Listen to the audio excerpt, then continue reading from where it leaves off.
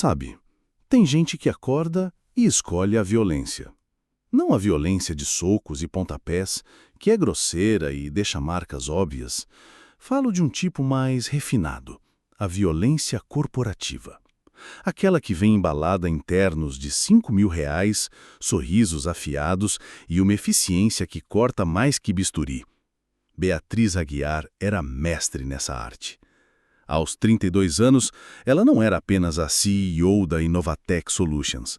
Ela era a personificação do sucesso predatório que a Faria Lima tanto aplaude. Uma loba em pele de loba, que não se dava ao trabalho de usar disfarces. O escritório dela, no 30º andar de um arranha-céu que mais parecia uma agulha de vidro perfurando o céu de São Paulo, era um testamento ao seu poder. Minimalista, frio, com uma vista panorâmica que servia para lembrá-la todos os dias de que ela estava, literalmente, acima de todo o resto. As paredes eram de um branco tão puro que chegavam a doer os olhos. Os móveis eram de um design escandinavo caríssimo que parecia desconfortável de propósito, como se o conforto fosse um luxo para os fracos. Não havia fotos de família, nem um vaso de flores. A única decoração era um prêmio de liderança disruptiva do ano e um bonsai perfeitamente podado, que provavelmente sentia medo dela. Beatriz não chegou ali por acaso. Ela lutou, arranhou e passou por cima de muito marmanjo que achava que o mundo dos negócios era um clube do Bolinha. Por isso mesmo, ela desenvolveu uma tolerância zero para o que considerava peso morto. E, na sua visão clínica do mundo, nada representava mais o peso morto do que Arthur. Seu Arthur, como a maioria dos funcionários o chamava, era o faxineiro do andar da diretoria. Um senhor de talvez 70 anos, talvez mais, com cabelos brancos como algodão, ombros um pouco curvados pelo tempo e o andar lento, metódico, que tirava Beatriz do sério. Ele não arrastava os pés, mas a ausência de pressa em seus movimentos era, para ela, uma afronta pessoal.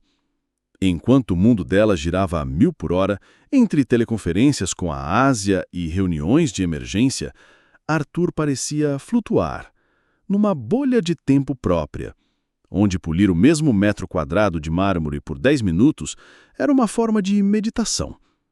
Ele era o anacronismo perfeito naquele aquário de ambição. Enquanto os jovens de 20 e poucos anos corriam pelos corredores com seus MacBooks e copos de café gourmet, Arthur passava com seu carrinho de limpeza, às vezes cantarolando baixinho uma melodia antiga, daquelas que só tocam em rádio AM. Para Beatriz, aquele som era como uma unha arranhando um quadro negro. Era o som da improdutividade, da obsolescência. Naquela terça-feira específica, o inferno pessoal de Beatriz estava particularmente aquecido.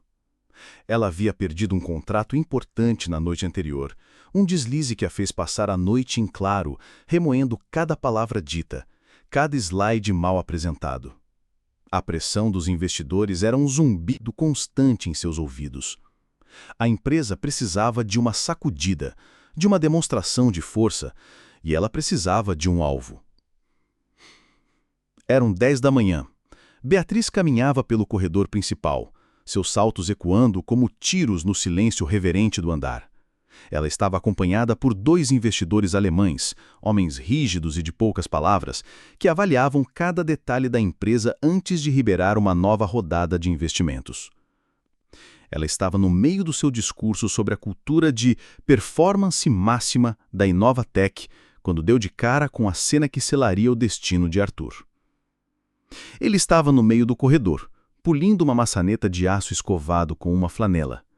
O carrinho de limpeza, com seus baldes e produtos, bloqueava parcialmente a passagem. Arthur estava tão concentrado em sua tarefa, tão absorto em deixar aquela maçaneta brilhando como um espelho, que não percebeu a aproximação do furacão. Com licença, a voz de Beatriz cortou o ar, fria e impaciente. Arthur se virou devagar, um sorriso gentil no rosto enrugado. Oh, desculpe, doutora Beatriz, já estou saindo do caminho. Ele começou a mover o carrinho, mas, na pressa, uma das rodas prendeu na junção do piso. O carrinho balançou, e um balde com água espirrou um pouco no chão, a poucos centímetros dos sapatos caríssimos de um dos alemães. Foi a gota d'água. Ou, no caso, o pingo d'água. Beatriz se parou. O sorriso profissional em seu rosto desapareceu, substituído por uma máscara de fúria gelada. Os alemães pararam também, sentindo a mudança na atmosfera. Os funcionários que passavam por perto congelaram, como animais que sentem o cheiro de um predador. O teatro corporativo estava prestes a começar, e todos sabiam que o final não seria feliz. "Qual o seu nome?" ela perguntou, a voz baixa, quase um silvo. "Arthur, senhora. Arthur Antunes." "Ah, Arthur", ela repetiu, saboreando o nome como se fosse algo amargo. "Há quanto tempo o senhor trabalha aqui?" "Vão fazer 3 anos, doutora Beatriz." "3 anos?"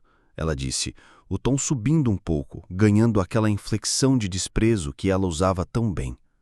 3 anos para aprender que o corredor principal do andar da diretoria não é lugar para estacionar um monumento à inutilidade? Ela apontou para o carrinho de limpeza com o queixo. Arthur abaixou a cabeça. "Me desculpe, senhora. Eu só estava... Eu não me importo com o que o senhor estava fazendo." Ela o cortou, agora falando alto o suficiente para que todos no corredor pudessem ouvir. "O que me importa é a imagem que estamos passando. E a imagem que o senhor passa, Arthur, é de lentidão, de ineficiência, de peso morto." Os 2 investidores alemães trocaram um olhar desconfortável. Aquilo não era uma bronca, era uma execução pública. "Nesta empresa", Beatriz continuou, caminhando em círculos lentos ao redor do pobre homem, como um tubarão, "nós não toleramos peso morto. Não toleramos gente que se arrasta, que atrapalha, que não consegue acompanhar o ritmo. Nós somos a Inovatec, somos o futuro. E o senhor, Arthur, com todo respeito, é o passado." Arthur permaneceu em silêncio, os ombros agora um pouco mais curvados. Ele apenas segurava sua flanela, os nós dos dedos brancos. "Sabe o que acontece com coisas do passado, Arthur? Elas vão para o museu, ou para o lixo. E como não temos um museu de funcionários lentos, só nos resta uma opção." Ela parou bem na frente dele, o rosto a centímetros do dele, os olhos faiscando. "Você estava lento demais, seu velho. Você está demitido." A frase ecoou pelo corredor como uma sentença de morte. Uma jovem analista que passava perto levou a mão à boca, horrorizada. Os alemães pareciam genuinamente chocados com a crueldade da cena. Beatriz, no entanto, parecia energizada. Ela se virou para sua equipe, que assistia a tudo paralisada. "Que isso sirva de lição para todos. Aqui, ou você produz, ou você está fora. Não importa a idade, não importa a história. O que importa são os resultados." Ela se virou de volta para Arthur, que ainda não havia dito uma palavra. "Passe no RH, pegue suas coisas e não quero mais ver o senhor neste prédio. Estamos entendidos?" Arthur levantou a cabeça devagar. Os olhos dele, que eram de um azul surpreendentemente claro, não demonstravam raiva nem humilhação. Demonstravam pena. Uma pena calma e profunda que desarmou Beatriz por uma fração de segundo. Ele apenas assentiu. Um movimento quase imperceptível. Ele deu as costas, abandonou o carrinho de limpeza ali mesmo e começou a caminhar lentamente em direção ao elevador de serviço, com a mesma dignidade com que polia as maçanetas. Beatriz sentiu uma onda de triunfo. Havia se livrado de um problema, reafirmado sua autoridade e dado uma lição de eficiência para todos. Pelo menos, era o que ela pensava. Enquanto Arthur esperava o elevador, ele tirou um celular do bolso. Não era um celular de última geração, mas um modelo mais antigo, discreto. Ele discou um número e, quando a porta do elevador se abriu, ele entrou e disse apenas uma frase, num tom de voz calmo e que carregava um poder que ninguém ali poderia imaginar. "Cláudio, pode convocar a reunião extraordinária do Conselho para amanhã, às 9. A pauta é uma reavaliação da liderança executiva." Ah, o silêncio. Nada se compara ao silêncio que precede uma decapitação corporativa. E o silêncio que se instalou no corredor da Inovatec depois que a porta do elevador se fechou, levando Arthur para longe, era denso, pesado, quase oleoso. Os funcionários, antes paralisados, agora se moviam com uma cautela exagerada, como se o chão pudesse quebrar. Ninguém olhava diretamente para Beatriz. Era uma mistura de medo e, para alguns poucos corajosos, um visível nojo. Os investidores alemães, coitados, pareciam ter visto uma assombração. O mais velho, Herr Schmidt, ajeitou os óculos e forçou um sorriso que não chegou nem perto dos olhos. Uma abordagem muito direta, Fräulein Aguiar. Beatriz, ainda sentindo a adrenalina do poder, apenas deu de ombros. Eficiência, Herr Schmidt, é o que nos diferencia. Ela achava que eles estavam impressionados. Pobrezinha. Ela confundia choque com admiração. Na cabeça dela, ela havia demonstrado ser uma líder forte, que não temia tomar decisões difíceis. Na cabeça deles, ela havia demonstrado ser um sociopata instável que humilhava idosos por causa de um pingo d'água. Uma pequena diferença de perspectiva. O resto do dia foi tenso. Beatriz se trancou em sua sala de vidro, sentindo-se vitoriosa. Havia cortado o mal pela raiz, removido um símbolo de estagnação. Para ela, a demissão de Arthur não foi um ato de crueldade. Foi uma cirurgia necessária para a saúde da empresa. Ela passara a tarde em reuniões, a voz mais afiada que o normal, as ordens mais curtas. Sua equipe respondia com monossílabos, a cabeça sempre baixa. A produtividade, ironicamente, caiu uns 40% naquela tarde. Ninguém consegue ser inovador quando o chefe acaba de guilhotinar um faxineiro na sua frente. Naquela noite, ela chegou em seu apartamento duplex, tão frio e impessoal quanto o seu escritório, e se serviu uma taça de um vinho caríssimo que mal conseguiu saborear. Olhou para o céu de São Paulo e pensou, é assim que se vence. Ela não sentia culpa. Culpa era uma emoção ineficiente, um luxo que ela não podia se permitir. Arthur era apenas um dano colateral na sua guerra pelo sucesso, um peão sacrificado no seu tabuleiro de xadrez. A manhã de quarta-feira chegou cinzenta e úmida, como se a cidade estivesse de ressaca pela crueldade do dia anterior. Beatriz chegou à empresa no seu horário habitual, 7h30 da manhã, pronta para mais um dia de batalhas.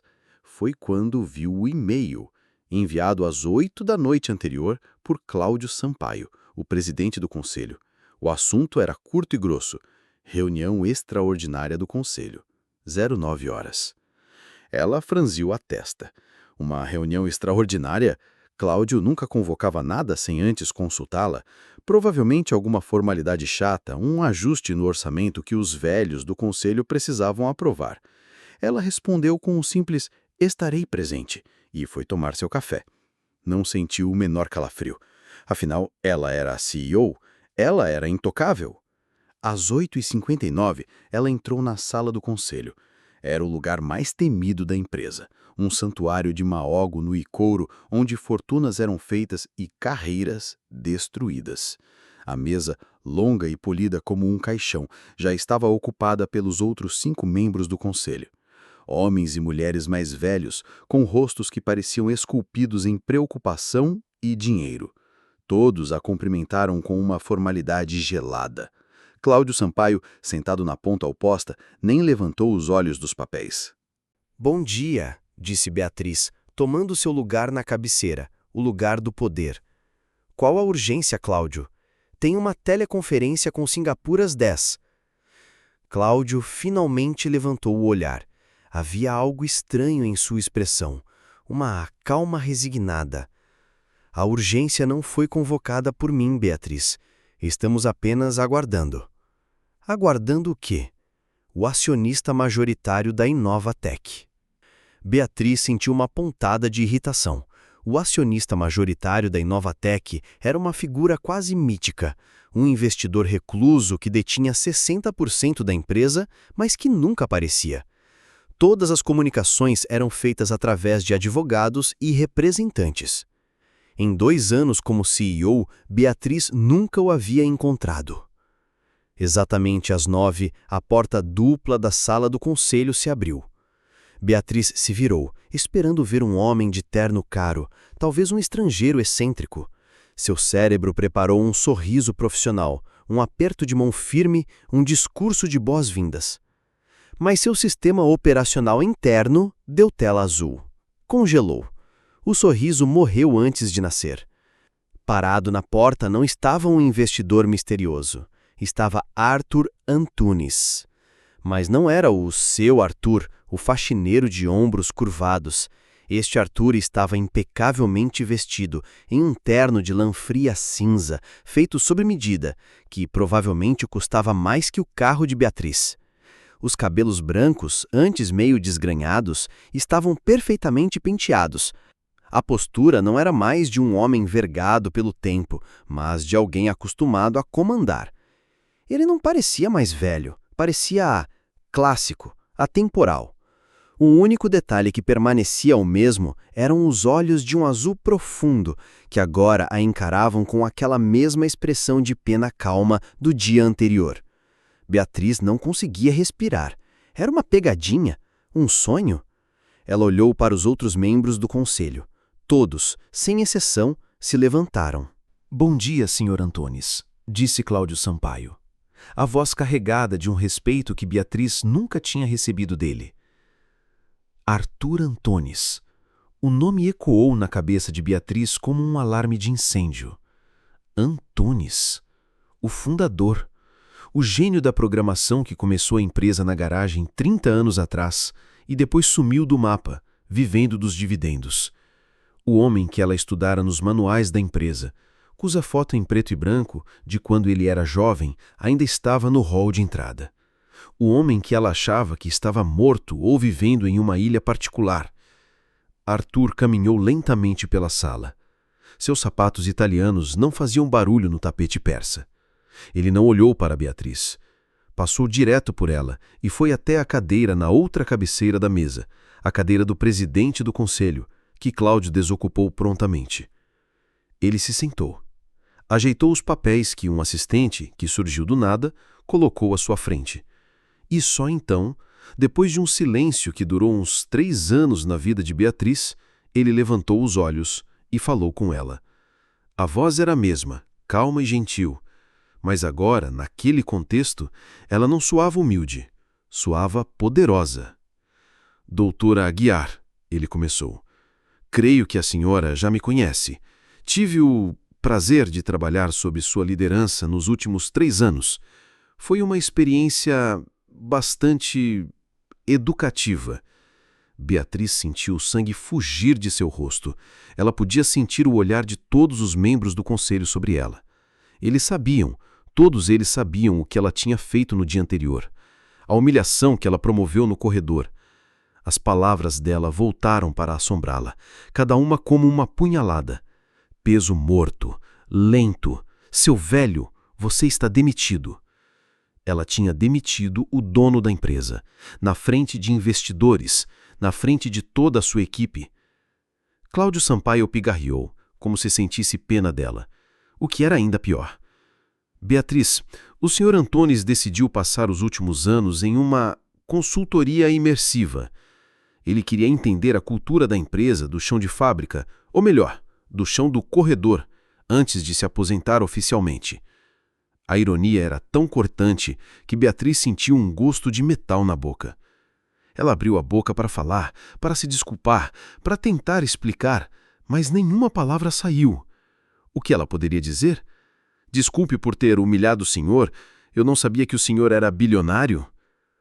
Arthur a observava, sem raiva, sem prazer na vingança, apenas com aquela calma assustadora. Ele ajeitou seus óculos de leitura, pegou uma caneta de ouro e olhou para a pauta da reunião.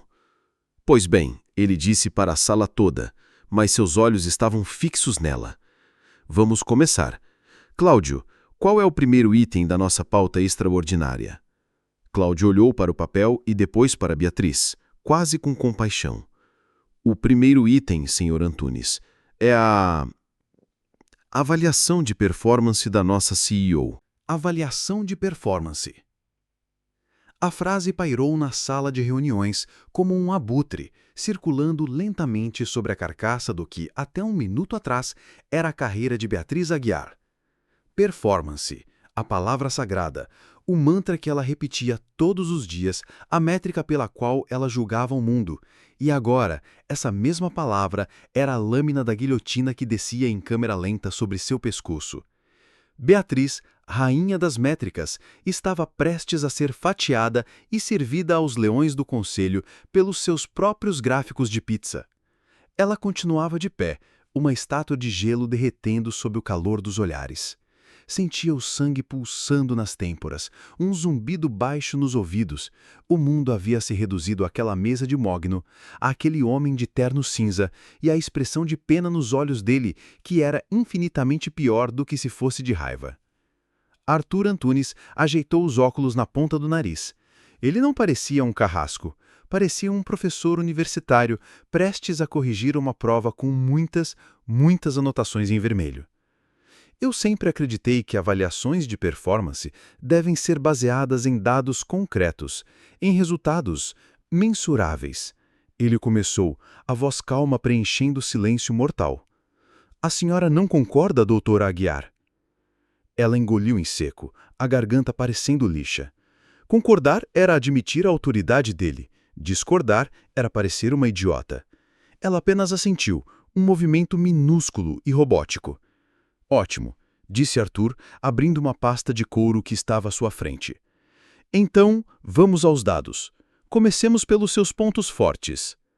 Ele fez uma pausa, e por um instante fugaz, uma faísca absurda acendeu no peito de Beatriz. Financeiramente, seu desempenho foi notável, admitiu Arthur, e os outros membros do conselho assentiram. A receita cresceu 18% nos últimos 2 anos. As margens de lucro são admiráveis. A senhora tem um talento inegável para cortar custos e maximizar ganhos. Parabéns! O elogio, vindo dele, soou como um insulto. Era como elogiar a eficiência do machado antes de usá-lo para cortar a árvore. Entretanto, continuou Arthur, virando uma pasta de couro, há outras métricas.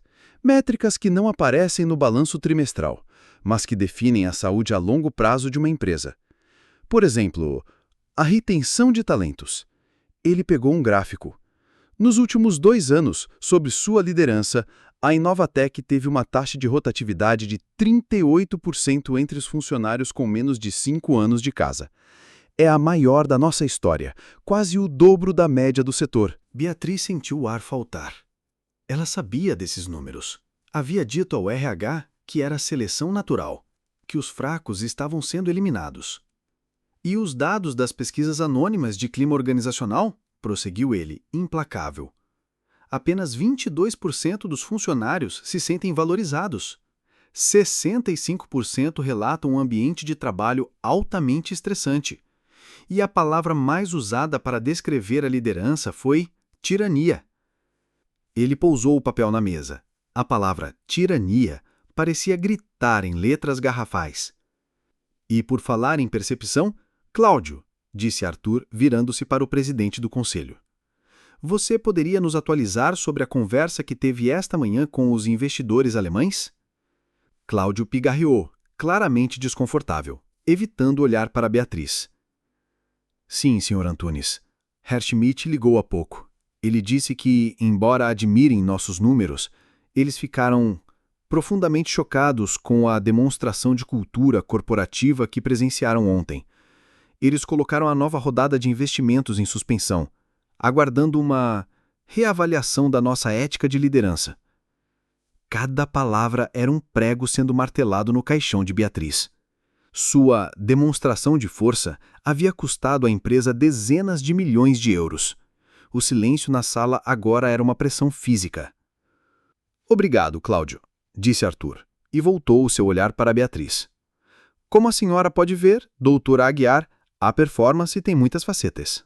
É possível ganhar a batalha dos números e ainda assim estar perdendo a guerra.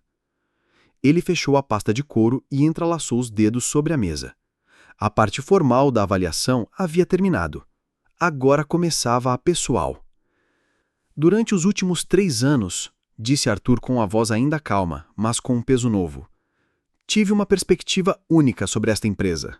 Vi de perto como as decisões tomadas nesta sala impactam as pessoas que limpam o chão que pisamos. Vi jovens talentosos chegarem cheios de ideias e saírem 6 meses depois, esgotados e desiludidos. Vi o medo substituir a colaboração. Vi o silêncio tomar o lugar da criatividade. Ele se inclinou um pouco para a frente. Acredito que a senhora usou a expressão peso morto ontem. É uma filosofia interessante. O problema, doutora Aguiar, é que a senhora confunde experiência com lentidão, cautela com ineficiência. E o mais grave de tudo, a senhora confunde humanidade com fraqueza. Beatriz finalmente encontrou a voz, um fiapo rouco de som. Eu fiz o que era preciso para tornar esta empresa forte. A senhora tornou esta empresa rica, mas a deixou quebrada por dentro. Ontem, a senhora não demitiu um faxineiro por ineficiência. A senhora executou um ritual de poder para instilar medo em sua equipe e impressionar 2 investidores. E o medo, Beatriz, é o veneno da inovação. Ele não gera loyaldade, gera obediência. E a obediência cega leva à estagnação. Uma empresa que tem medo do seu líder é uma empresa que tem medo de errar. E uma empresa que tem medo de errar é uma empresa que parou de aprender. Ele se encostou na cadeira, o julgamento em seus olhos azuis era final e absoluto. Beatriz sabia que era o fim. Ela esperou as palavras que viriam a seguir. Você está demitida. Preparou-se para a humilhação ultimata. Mas Arthur não disse isso. Ele ficou em silêncio por um longo momento, observando-a se desfazer. Portanto, doutor Aguiar, eu não vou demiti-la. Beatriz levantou a cabeça, o choque e a confusão estampados em seu rosto. O quê? Os outros membros do conselho pareceram surpresos. Seria ineficiente. Arthur continuou, usando a palavra favorita dela como uma arma. A senhora representa um investimento considerável para esta empresa. Conhece nossos processos, nossos clientes. Demiti-la e treinar um substituto levaria tempo e recursos. E eu, como a senhora sabe, detesto desperdício. Um sorriso quase imperceptível tocou seus lábios. Em vez disso, a senhora passará por um programa de requalificação. Um treinamento prático e imersivo sobre os valores fundamentais que parecem ter se perdido. O medo de Beatriz foi substituído por uma confusão aterrorizante. Que tipo de treinamento? A partir de amanhã, anunciou Arthur para a sala atônita, seu cargo de CEO será suspenso por tempo indeterminado. Cláudio assumirá como interino. A senhora será realocada. Ele fez uma pausa, deixando o suspense atingir o ponto máximo. Olhou diretamente nos olhos de Beatriz e, com a mesma calma com que ela o demitiu, ele proferiu a sentença. Seu novo posto será o de faxineira, no andar da diretoria. O silêncio que se seguiu não foi de choque. Foi o silêncio de um universo se reconfigurando, do som que as estrelas fazem ao colidir. Beatriz sentiu o ar ser sugado da sala, ou talvez de seus próprios pulmões. As palavras de Arthur, seu novo posto será o de faxineira, não eram uma ofensa. Eram uma sentença, uma aniquilação. Ela olhou para os rostos ao redor da mesa. Ninguém a encarava. Os membros do conselho, homens e mulheres que uma semana atrás a adulavam, agora estudavam seus papéis com um interesse súbito e profundo, como se tivessem descoberto o segredo da vida naquelas planilhas. A covardia, Beatriz pensou com um pingo de sua antiga acidez, era a única coisa verdadeiramente democrática no mundo corporativo. Sua mente, normalmente uma máquina de calcular cenários e estratégias, estava em curto-circuito. Um único pensamento se repetia. Sair. Sair agora. Levantar com o que resta de dignidade, chamar meu advogado e processar cada um deles até a última geração. Era a única jogada lógica, a única forma de sobreviver. Ela se mexeu na cadeira, um movimento rígido, preparando-se para se levantar e cuspir sua demissão na cara de todos eles. Foi quando Cláudio Sampaio, o presidente interino, pigarreou. Beatriz, ele disse, a voz untada com uma falsa compaixão que a fez querer vomitar. Antes que você tome qualquer decisão precipitada, o Conselho gostaria de lembrá-la da cláusula 12.b do seu contrato de CEO. Ela parou. Cláusula 12.b. A cláusula de ouro, como seu advogado a chamara. A cláusula que a protegia, ou assim ela pensava. A cláusula de não competição, continuou Cláudio, lendo de um documento. Em caso de rescisão de contrato por parte do executivo, sem justa causa comprovada por parte da empresa, o mesmo fica impedido de atuar em qualquer cargo de liderança no setor de tecnologia e inovação na América do Sul por um período de 5 anos. 5 anos. Uma sentença de morte profissional. E, acrescentou ele, virando a página com uma lentidão torturante, há também o anexo 3, a cláusula de restituição. Em caso de quebra de contrato, os bônus de performance dos últimos 3 anos devem ser integralmente devolvidos à empresa. O ar finalmente acabou nos pulmões de Beatriz. 3 anos de bônus. Era uma quantia obscena. Era o apartamento duplex, o carro importado, os investimentos. Era tudo.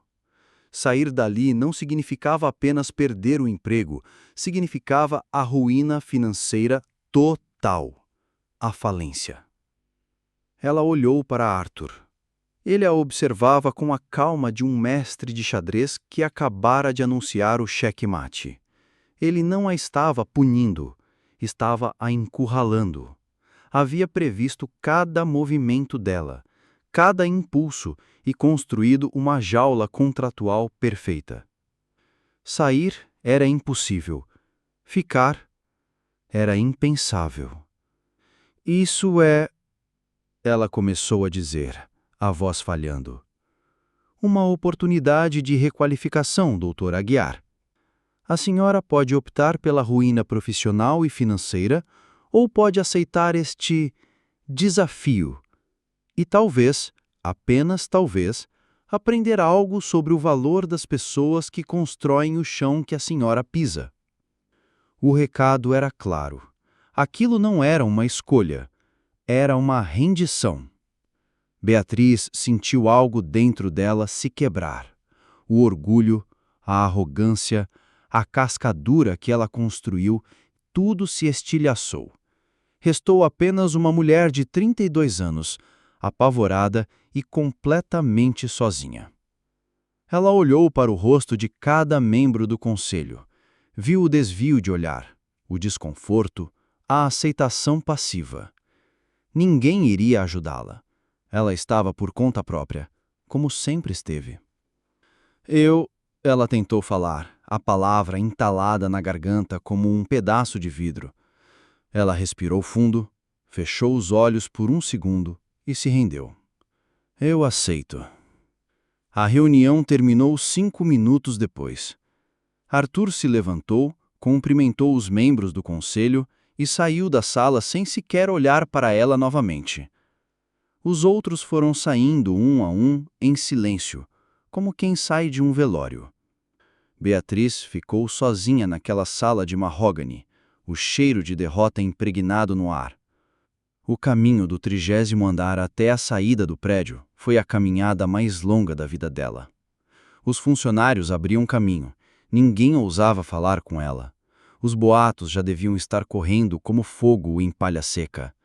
A CEO todo-poderosa havia sido destronada. Ela não foi para casa. Dirigiu sem rumo por horas, o skyline de São Paulo passando pela janela como um filme mudo sobre uma vida que não era mais a sua. Faxineira. A palavra ecoava em sua cabeça. Ela teria que usar um uniforme, teria que usar a entrada de serviço, teria que limpar os banheiros onde suas ex-subordinadas retocavam a maquiagem. A humilhação era tão vasta, tão profunda, que ela se sentia afogando. Na manhã seguinte, ela acordou às 5. Não porque precisava, mas porque o corpo, treinado por anos de disciplina, não sabia fazer diferente. Por um instante, ao abrir os olhos, ela esqueceu. Pensou na sua agenda, nas reuniões, e então a realidade a atingiu como um trem. Ela não tinha uma agenda. Sua única tarefa era limpar. O que se veste para o primeiro dia de trabalho como faxineira quando seu guarda-roupa só tem tailers da Chanel e sapatos Louboutin? A pergunta era tão absurda que ela quase riu. Acabou vestindo uma calça preta de ginástica e uma camiseta simples, sentindo-se uma frassa. Na entrada de serviço do prédio, o segurança, um homem que ela mal notava, mas que provavelmente tremia quando ela passava, a olhou com confusão genuína. Doutora Beatriz, a senhora, errou a entrada? Não, Jorge, eu trabalho aqui agora. A humilhação começou ali.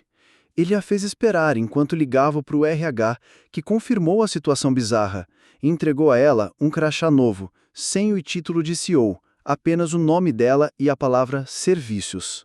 No vestiário do subsolo, um lugar úmido com cheiro de água sanitária, a supervisora da limpeza, uma senhora chamada Dona Lúcia, a esperava. Ela não demonstrou surpresa, apenas uma eficiência cansada. Provavelmente já tinha visto de tudo naquela vida. Entregou a ela o uniforme azul, 2 flanelas e um par de luvas de borracha. Vestir aquele uniforme foi o ato final de aniquilação do seu antigo eu. O tecido áspero, o corte sem forma. Ela se olhou no espelho rachado do vestiário e não se reconheceu. Seu equipamento é aquele, disse Dona Lúcia, apontando para um carrinho de limpeza encostado no canto. Era o mesmo carrinho que Arthur usava. O mesmo. Sua área hoje é o 30º andar. Boa sorte. Subir no elevador de serviço, apertada entre entregadores e outros funcionários de manutenção, foi uma lição de invisibilidade. Ninguém a notou. Ela, que parava o trânsito corporativo, agora era apenas mais uma peça da engrenagem invisível que fazia aquele prédio funcionar. Quando a porta do elevador se abriu no 30º andar, o coração dela martelava. O corredor estava silencioso, mas ela sentia os olhares. As pessoas em suas mesas de trabalho, fingindo se concentrar, mas olhando pelo canto do olho. O burburinho de sussurros era quase audível. Sua primeira tarefa, designada por Dona Lúcia, era limpar os vidros da sala de reuniões e da sala da presidência. A ironia era de uma crueldade poética. Ela começou pela sala do conselho, o palco de sua execução. Com o rodo e a flanela, ela limpava o vidro que a separava daquela mesa de maógno, vendo seu próprio reflexo distorcido, sobreposto à cadeira vazia onde Arthur a sentenciara. Depois, ela se moveu para sua sala. Sua sala! Lá dentro, Cláudio Sampaio já estava instalado, falando ao telefone, gesticulando, ocupando o espaço que fora dela. Ela teve que limpar a parede de vidro a poucos centímetros dele, enquanto ele a ignorava completamente. A invisibilidade era uma dor física. No meio da manhã, enquanto ela estava de joelhos, esfregando uma mancha de café que alguém havia derramado perto da máquina de café, no mesmo lugar onde ela havia humilhado Arthur, um jovem analista passou apressado. Ele quase tropeçou nela. Opa, cuidado por onde anda, ele resmungou, sem nem olhar para baixo. Então ele parou, olhou, e o reconhecimento atingiu seu rosto como um raio. O analista, um rapaz que Beatriz lembrava de ter aterrorizado em uma reunião de resultados, ficou branco, os olhos arregalados de horror e pena. Ele abriu a boca, fechou, não disse nada, apenas deu a volta e praticamente correu para sua mesa. Beatriz ficou ali, de joelhos, no chão frio de mármore, com um cheiro de produto de limpeza nas mãos. A CEO Tubarão, a líder disruptiva, a mulher que valia milhões, estava esfregando o café derramado de seus ex-funcionários. O programa de requalificação de Arthur Antunes havia começado, e ela suspeitava com um terror gelado que aquilo era apenas o aquecimento. A primeira semana de Beatriz como faxineira foi um borrão de humilhação e dor. Não a dor aguda de uma ferida aberta, mas a dor surda e persistente de músculos que ela nem sabia que existiam. Seu corpo, acostumado a aulas de pilates e a cadeiras ergonômicas de R$10.000, protestava violentamente contra o ato de esfregar, carregar e se curvar. Suas mãos, antes imaculadas e tratadas com cremes caríssimos, agora estavam vermelhas, ásperas, com pequenas bolhas se formando sob as unhas perfeitamente feitas. O glamour da vida executiva, meus amigos, tem cheiro de água sanitária e dignidade perdida. O pior não era o trabalho físico, era a invisibilidade. Beatriz, que passara a vida inteira sendo o centro de qualquer ambiente, a voz que todos ouviam, a presença que todos notavam, aprendeu da forma mais brutal o que significava ser um fantasma. As pessoas não a viam.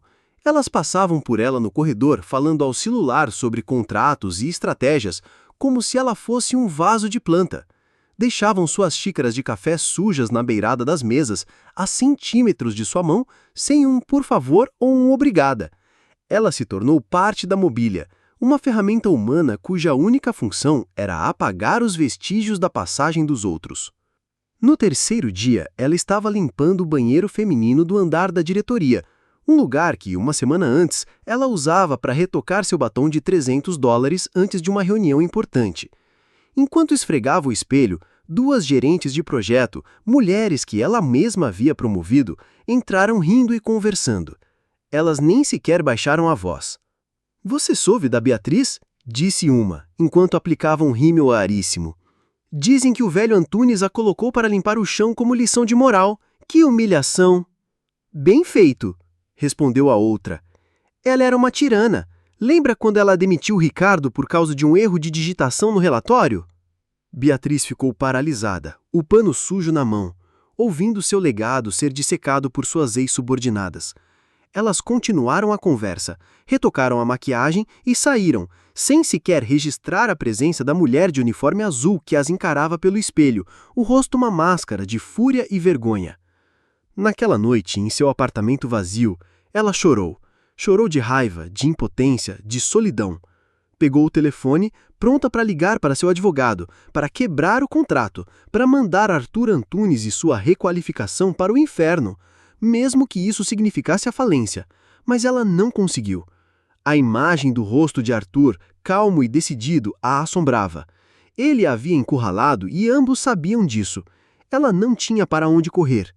Então, lentamente, algo começou a mudar. Talvez tenha sido na segunda semana. A dor muscular diminuiu, tornando-se um incômodo familiar. A humilhação, embora ainda presente, perdeu sua agudeza, transformando-se em uma resignação amarga. E no vácuo que deixara a raiva constante, a mente analítica de Beatriz, a mesma mente que a levou ao topo, começou a trabalhar. Ela não podia mais dar ordens. Não podia mais traçar estratégias. Então, ela começou a observar. Sua invisibilidade, antes uma fonte de sofrimento, tornou-se sua maior ferramenta. Ela ouvia tudo. Ouvia as conversas no café, onde os programadores júniores, longe dos ouvidos dos gerentes, discutiam ideias brilhantes que nunca teriam coragem de apresentar em uma reunião formal. Ouvia as frustrações da equipe de vendas, que reclamava de um sistema de comissões que, segundo eles, premiava a política interna ao invés do mérito. Ela via tudo. Via o desperdício que, como CEO, ela nunca notou. A quantidade absurda de papel que as impressoras cuspiam e iam direto para o lixo. As luzes de escritórios vazios que ficavam acesas a noite toda.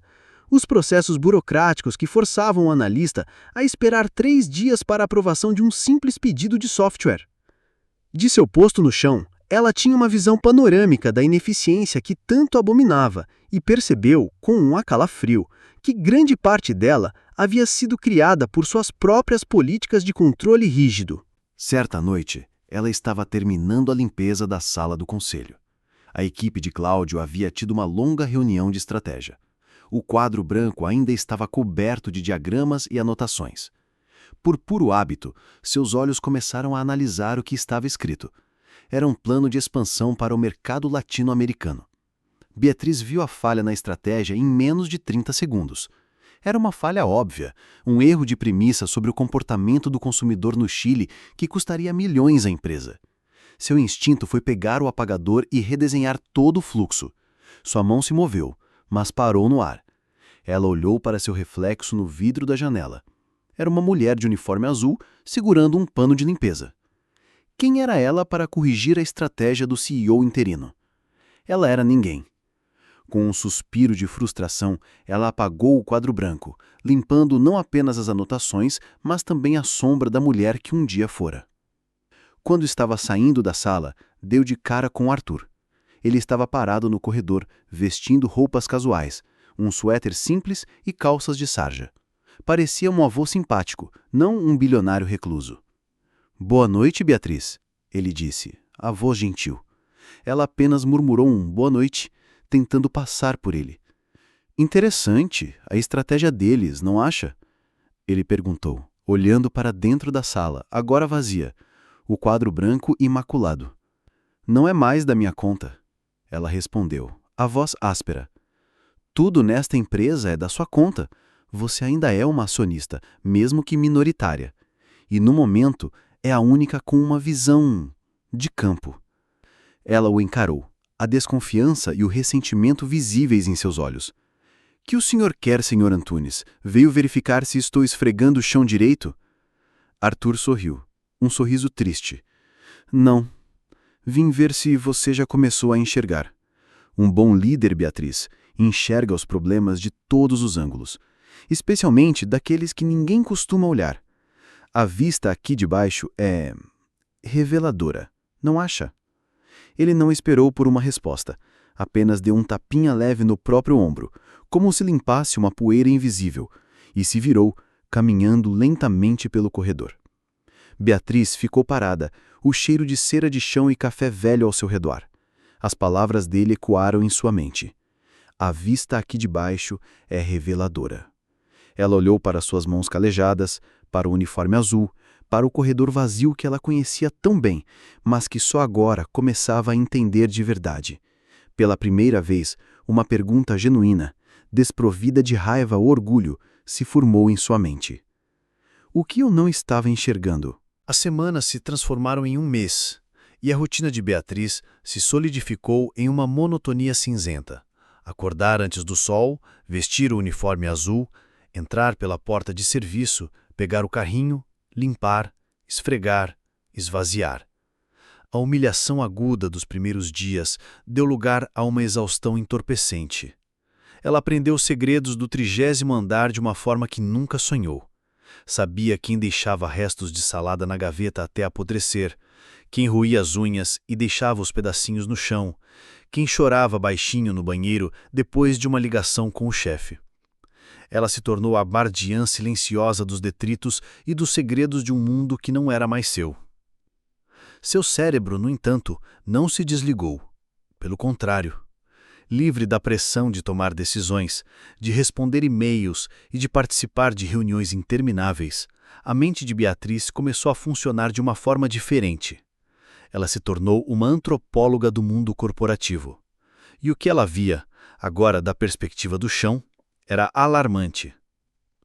O foco de sua observação silenciosa tornou-se o projeto Fênix.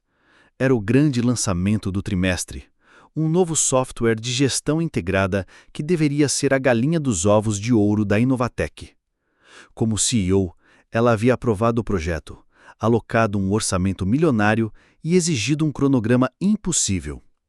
Agora, como faxineira, ela assistia ao incêndio da Fênix em câmera lenta. Ela viu sinais em todos os lugares. Nos restos de pizza e latas de energético que recolhia das salas de reunião de madrugada, indicando noites em claro e pânico velado.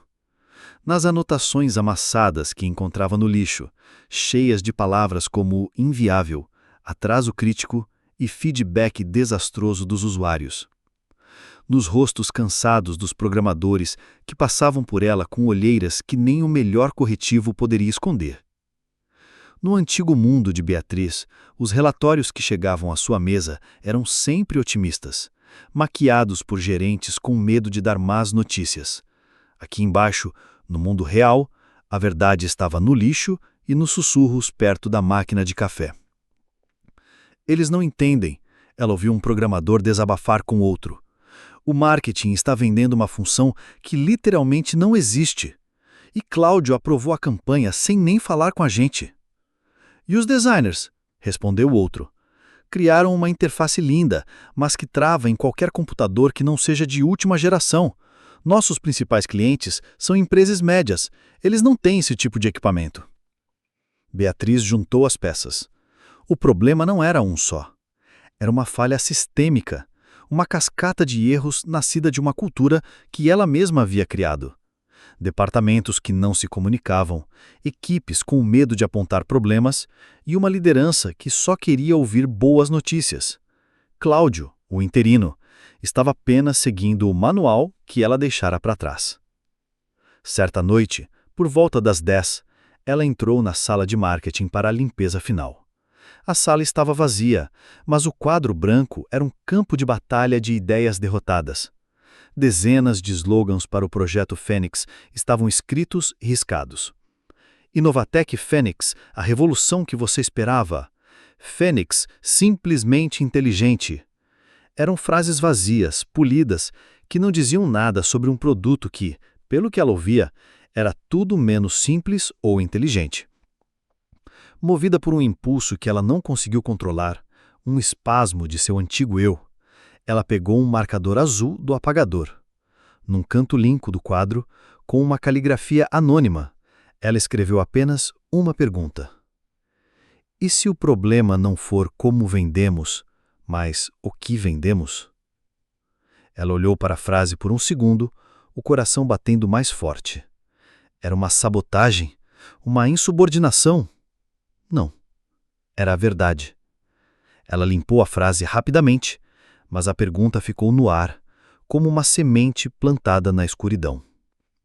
No dia seguinte, enquanto reabastecia o papel toalha no banheiro, ela viu a gerente de marketing, uma mulher que ela sempre considerou competente, mas aterrorizada, encarando o quadro branco com uma expressão pensativa.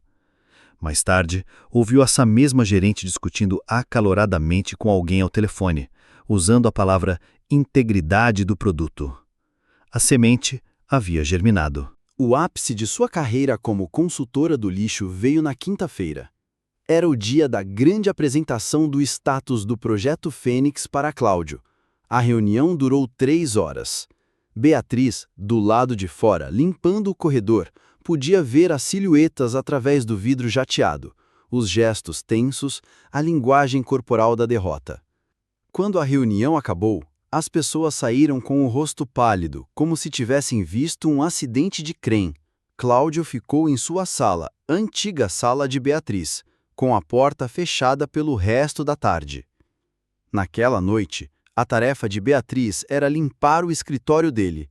Ela entrou com seu carrinho, o coração pesado. Sabia o que encontraria. A lixeira ao lado da mesa de Cláudio estava transbordando de papéis amassados. Era o rascunho do relatório que ele teria que apresentar ao conselho. Era a autópsia do Projeto Fênix. Com as luvas de borracha, ela retirou o lixo. E ali, entre restos de um sanduíche e guardanapos usados, estava o ouro. Gráficos mostrando o feedback negativo dos usuários. E-mails trocados entre os departamentos, um culpando o outro. E, o mais importante, as anotações de Cláudio. Ele listava os problemas. Falha na comunicação. Prazos irreais. Produto não atende às expectativas do mercado. Ele sabia de tudo. Mas a conclusão de seu rascunho era covarde. Recomendar adiamento do lançamento por 6 meses e alocação de mais recursos. Beatriz sabia que aquilo seria o fim. Adiar e injetar mais dinheiro em um projeto fundamentalmente quebrado era a receita para o desastre. Era jogar dinheiro bom em cima de dinheiro ruim. Ela parou, olhando para aqueles papéis sujos em suas mãos. A antiga Beatriz teria rido da incompetência de Cláudio, mas a nova Beatriz, a faxineira, sentiu outra coisa, uma pontada de responsabilidade. Aquela bagunça era, em grande parte, criação dela. Foi quando a porta do escritório se abriu. Arthur Antunes estava parado ali, olhando para ela. Ele não parecia surpreso por encontrá-la com as mãos literalmente no lixo da empresa. Seus olhos azuis foram dos papéis amassados para o rosto dela. É curioso, não é? A quantidade de verdade que as pessoas jogam fora. Beatriz ficou em silêncio, o coração batendo na garganta. Cláudio vai apresentar esse relatório ao conselho amanhã de manhã. Vão pedir a opinião dele sobre como salvar o projeto, e ele vai sugerir adiar e gastar mais dinheiro. Ele se aproximou um passo, o olhar fixo nela. Mas você e eu sabemos que essa não é a solução. Não é mesmo, Beatriz? Ela não respondeu, apenas apertou os papéis em sua mão. Um líder de verdade não adia o problema, ele o redefine, disse Arthur. Ele olhou para a lixeira vazia e depois de volta para ela. Amanhã de manhã, o conselho vai querer uma alternativa, uma solução real. Eles vão estar procurando por uma visão disruptiva. Ele sorriu, o mesmo sorriso triste e sábio. Tenho certeza que, com um pouco de análise, uma solução pode ser encontrada. Às vezes, as melhores ideias vêm dos lugares mais inesperados.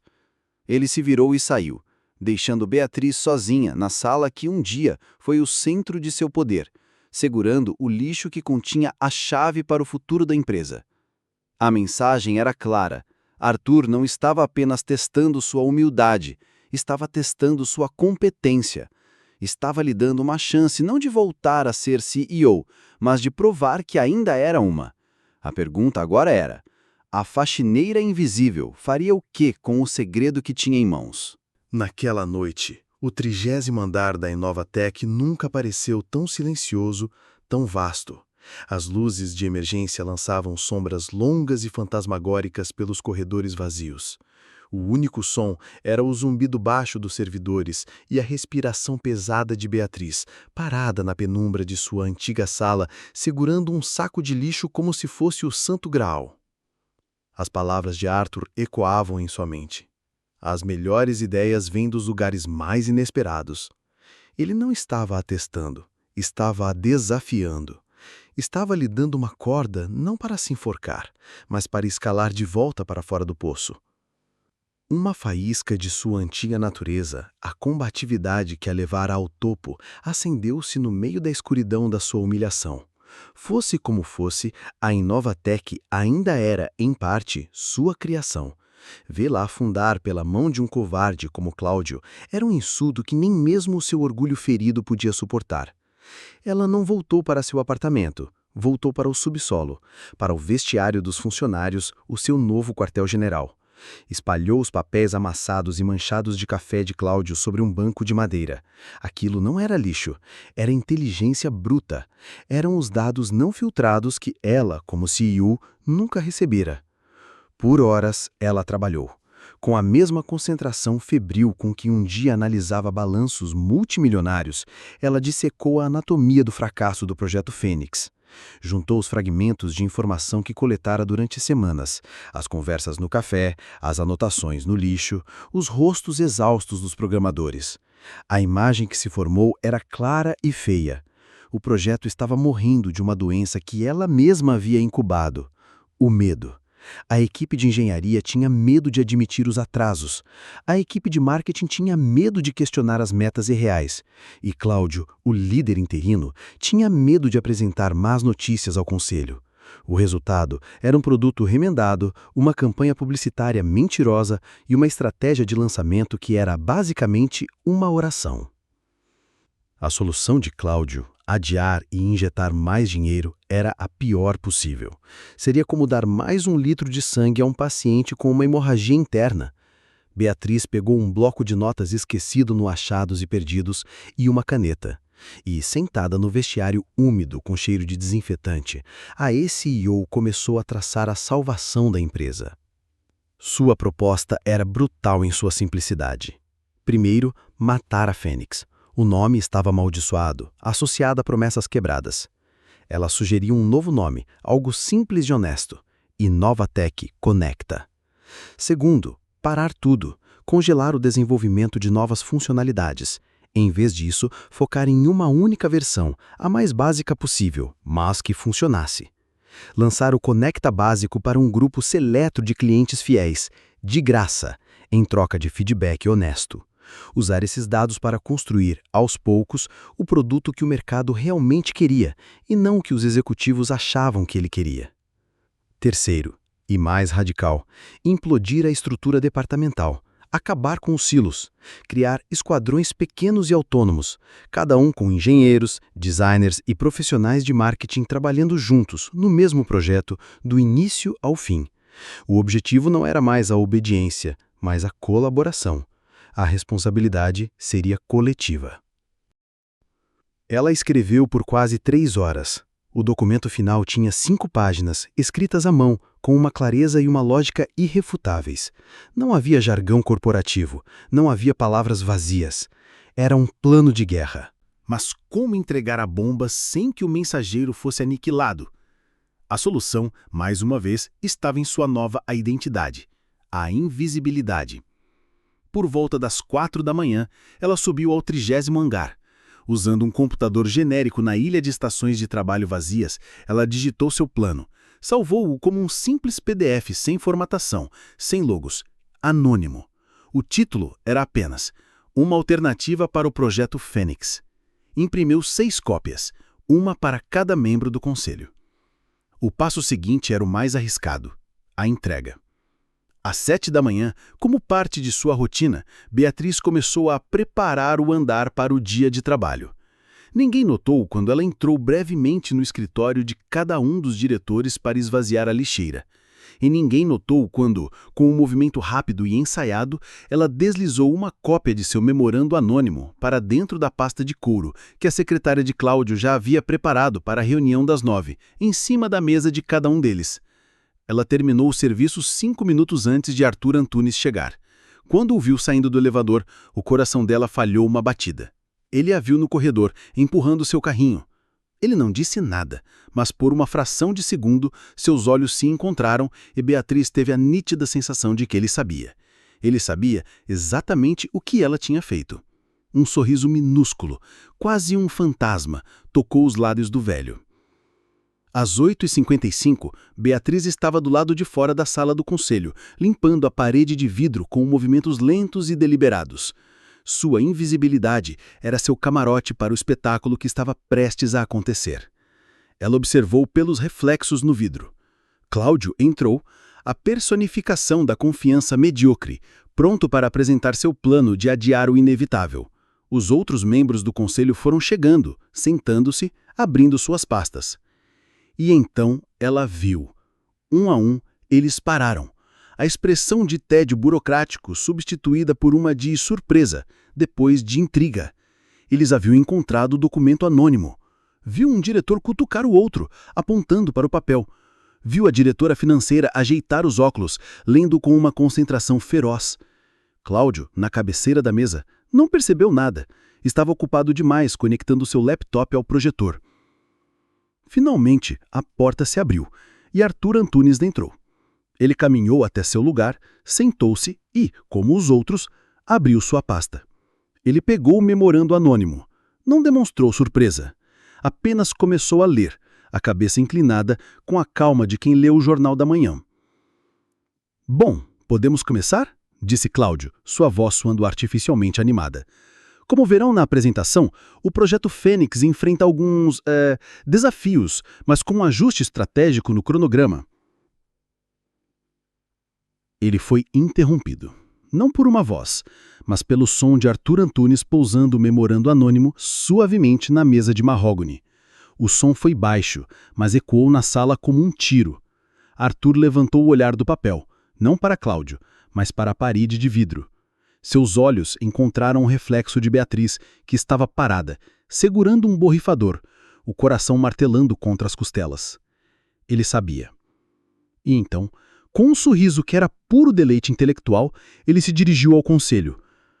Cláudio, agradeço sua preparação, mas antes de discutirmos seu plano, creio que temos em mãos uma proposta alternativa, anônima, e, devo dizer, infinitamente mais interessante.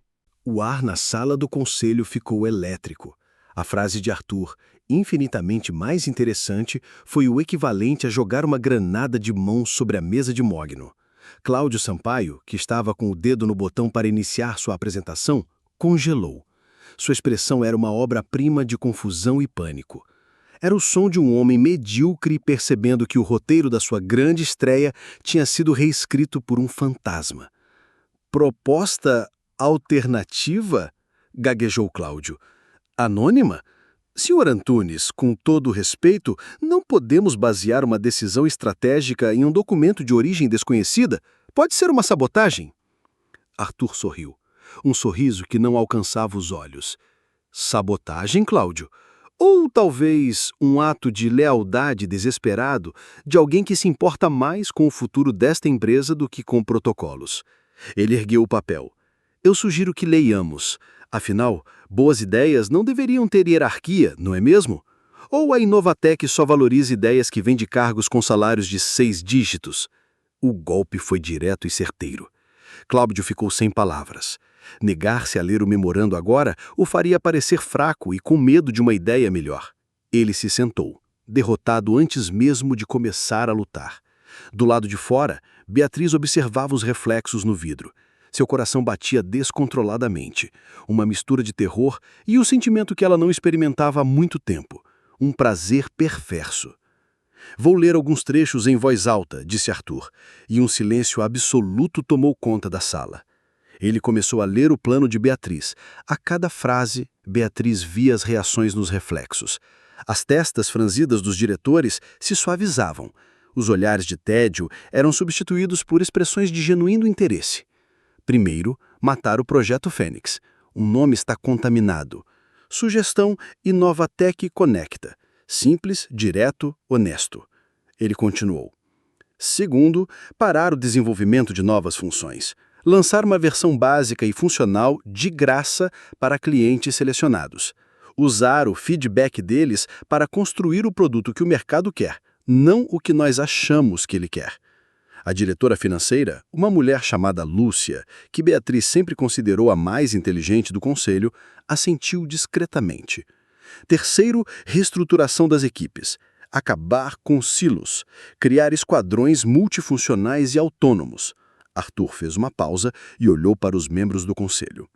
Em resumo, a proposta sugere que paremos de tentar consertar um navio furado em alto mar e, em vez disso, voltemos ao porto, construamos um barco menor e mais rápido e o coloquemos na água para testar as correntes. Ele pousou o papel. Uma abordagem radical, arriscada e, na minha opinião, brilhante. O silêncio que se seguiu foi quebrado por Lúcia. É uma estratégia de produto mínimo viável com metodologia ágil. É o que as startups mais inovadoras do mundo estão fazendo. Por que não pensamos nisso antes? Porque tínhamos medo, pensou Beatriz, do lado de fora, enquanto limpava uma mancha invisível no vidro. Bem, disse Arthur, virando-se para Cláudio com uma politez cruel. Agora, por favor, vamos ouvir a proposta oficial. Cláudio, o palco é seu. O que se seguiu foi um massacre. Cláudio, visivelmente abalado, começou sua apresentação. Seus slides, antes imponentes, agora pareciam datados e desesperados.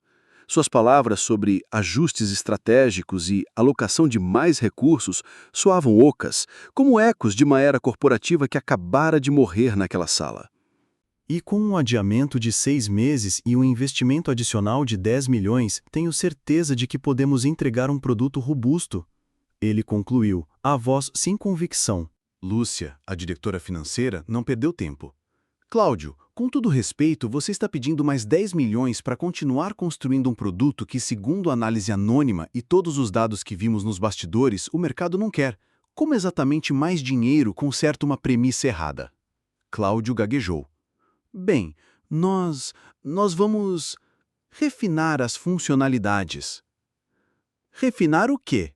Interrompeu outro diretor. O autor do memorando parece entender nossos problemas internos melhor do que a liderança executiva. Quem escreveu isso? Precisamos contratá-lo. Beatriz, do lado de fora, sentiu um calafrio. A origem do memorando é irrelevante no momento, disse Arthur, tomando o controle novamente. O que é relevante são as ideias. Temos 2 visões sobre a mesa. Uma, a de Cláudio, propõe mais do mesmo, com mais dinheiro. A outra, anônima, propõe uma mudança de rota completa, com mais coragem. Ele olhou para cada membro do conselho. A pergunta é simples. Que tipo de empresa nós somos? A que insiste no erro por orgulho ou a que tem a humildade de recomeçar por inteligência?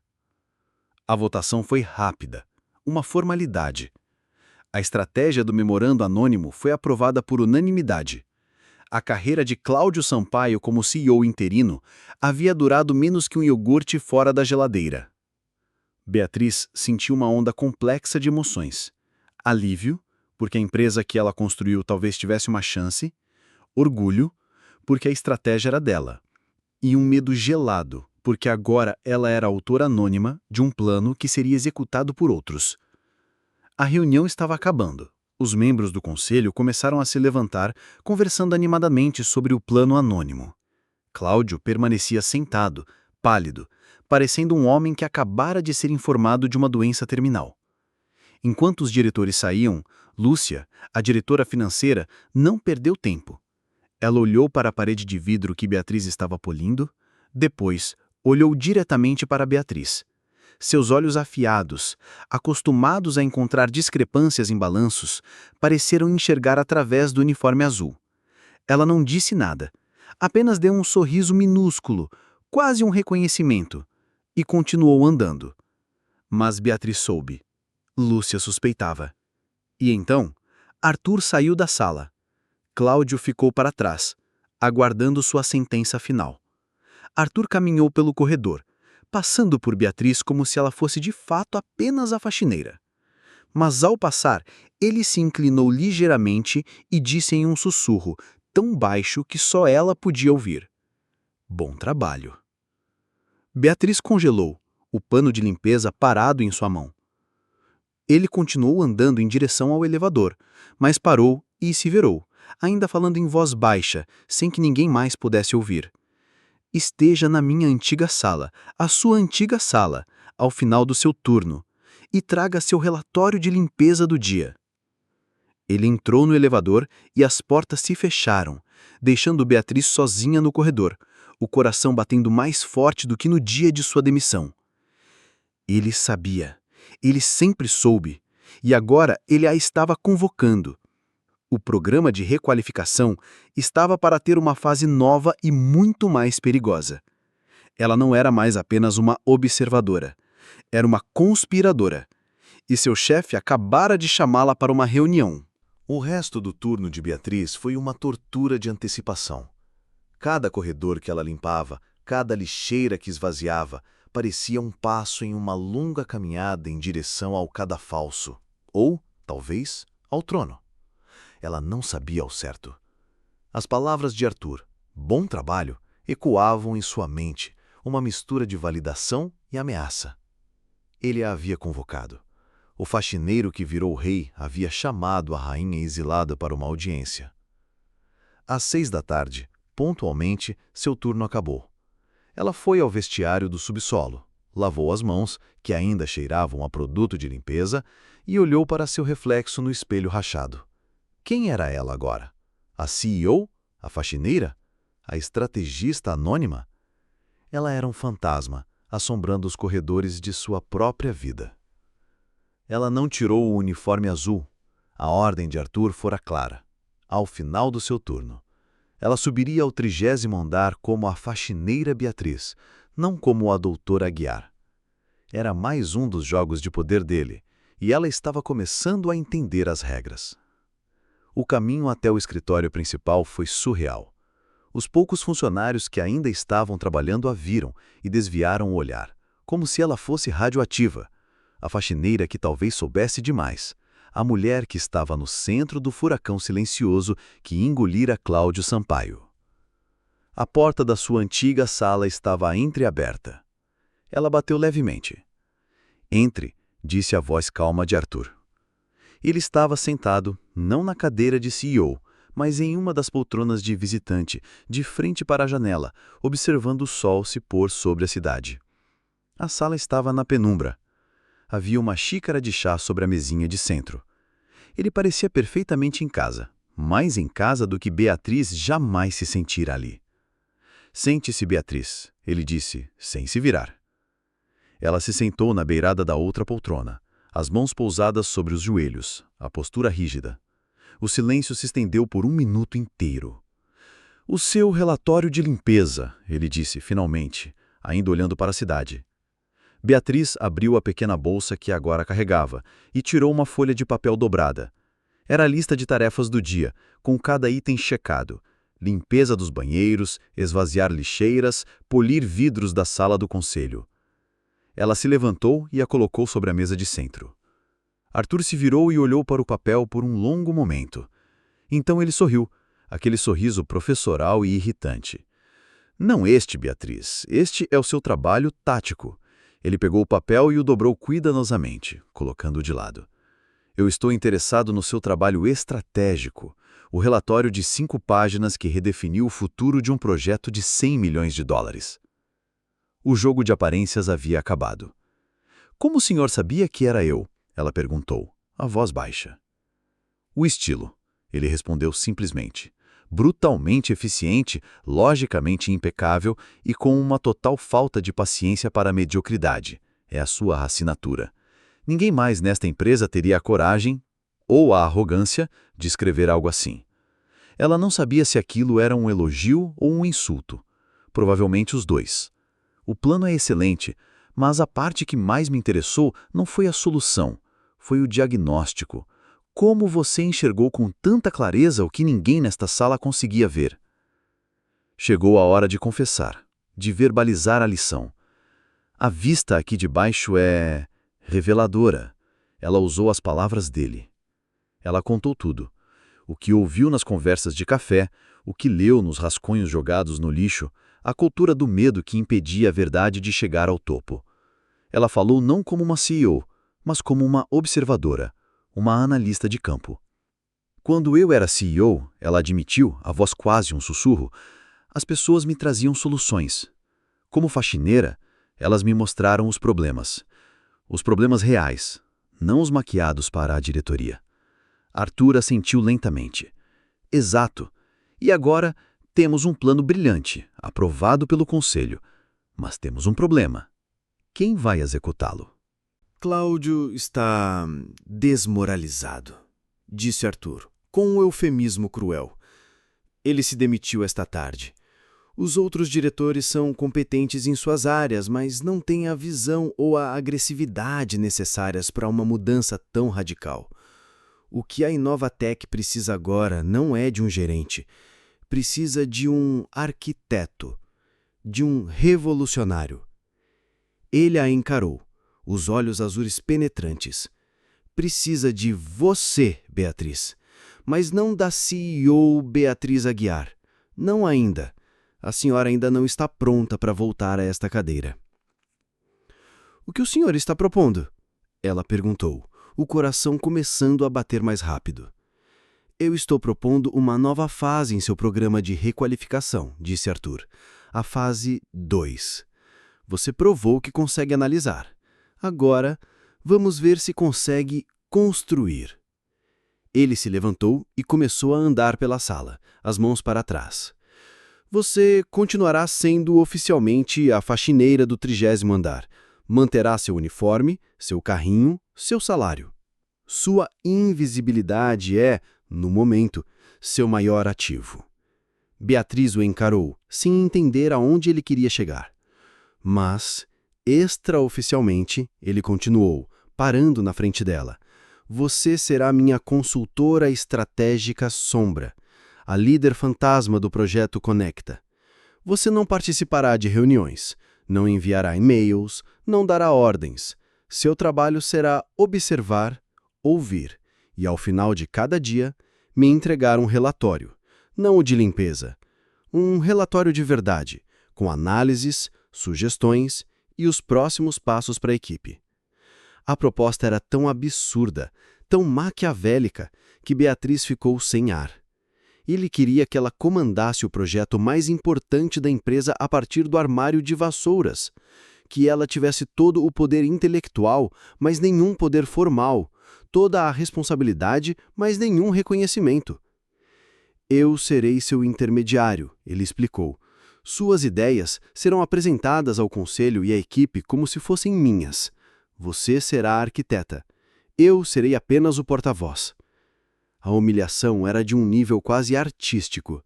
Ele estava a convidando a usar seu cérebro de CEO, mas a manter seu corpo de faxineira. Por quê? Ela conseguiu perguntar. Por que fazer as coisas desse jeito? Porque a mudança que esta empresa precisa não é apenas de estratégia, é de cultura. E a cultura não muda com um memorando, muda com o exemplo. As pessoas aqui precisam aprender a colaborar, a confiar umas nas outras, a valorizar ideias de onde quer que venham. Se eu simplesmente a colocasse de volta nesta cadeira amanhã, o medo voltaria. Eles a obedeceriam, mas não aprenderiam nada. Assim, eles aprenderão a seguir as ideias, não o cargo. Ele a encarou, o desafio claro em seus olhos. E você, Beatriz? Você aprenderá a liderar sem o chicote da autoridade. Aprenderá a influenciar em vez de intimidar. Aprenderá a confiar que suas ideias são boas o suficiente para se sustentarem sozinhas, sem a necessidade do título de CEO para validá-las. Era o teste final do ego dela. Aceitar significava engolir o último resquício do seu orgulho. Significava trabalhar mais do que nunca pelo mesmo salário mínimo para ver outros receberem o crédito. Mas recusar significava admitir que ela não conseguia, que seu poder vinha apenas do cargo e não da sua própria mente. Isso é insano, ela sussurrou. É disruptivo, ele corrigiu, com um brilho divertido nos olhos. Achei que a senhora gostava de coisas disruptivas. Ela olhou ao redor, daquela sala que um dia fora o símbolo de sua conquista. Agora era o símbolo de sua aprovação. Mas pela primeira vez, ela não via a situação apenas como uma punição. Via como um desafio. O desafio mais difícil e mais interessante de sua vida.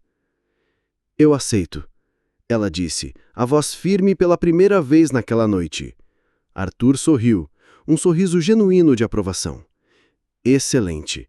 Sua primeira tarefa como minha consultora sombra começa agora. Ele caminhou até a porta e olhou para ela por sobre o ombro. A equipe de engenharia está desmoralizada. Cláudio os culpou publicamente pelo fracasso do projeto antes de sair. Ouvi dizer que os 2 melhores programadores estão pensando em se demitir. Eles costumam tomar um café no térreo a esta hora, antes de irem embora. Ele abriu a porta e olhou para ela por sobre o ombro. Seu trabalho é ouvir. Não fale, não interfira. Apenas ouça. Quero um relatório detalhado sobre a moral da equipe e suas principais frustrações na minha mesa amanhã de manhã. Pode deixar junto com o lixo. Descer do 30º andar para o térreo no elevador de serviço foi a viagem mais longa da vida de Beatriz. Não em tempo, mas em status. Cada andar que passava era um degrau a menos na escada corporativa que ela um dia subira com tanta ferocidade. Ela saiu na garagem, o ar pesado e com cheiro de pneu, e entrou no prédio novamente, desta vez pela porta da frente, como uma cliente qualquer. Seu uniforme azul e o crachá de serviços eram sua camuflagem. O café do térreo era um território que ela conhecia apenas de passagem, um borrão de barulho e movimento visto de dentro de seu carro com motorista. Agora, ela estava ali, no meio do zumbido da colmeia.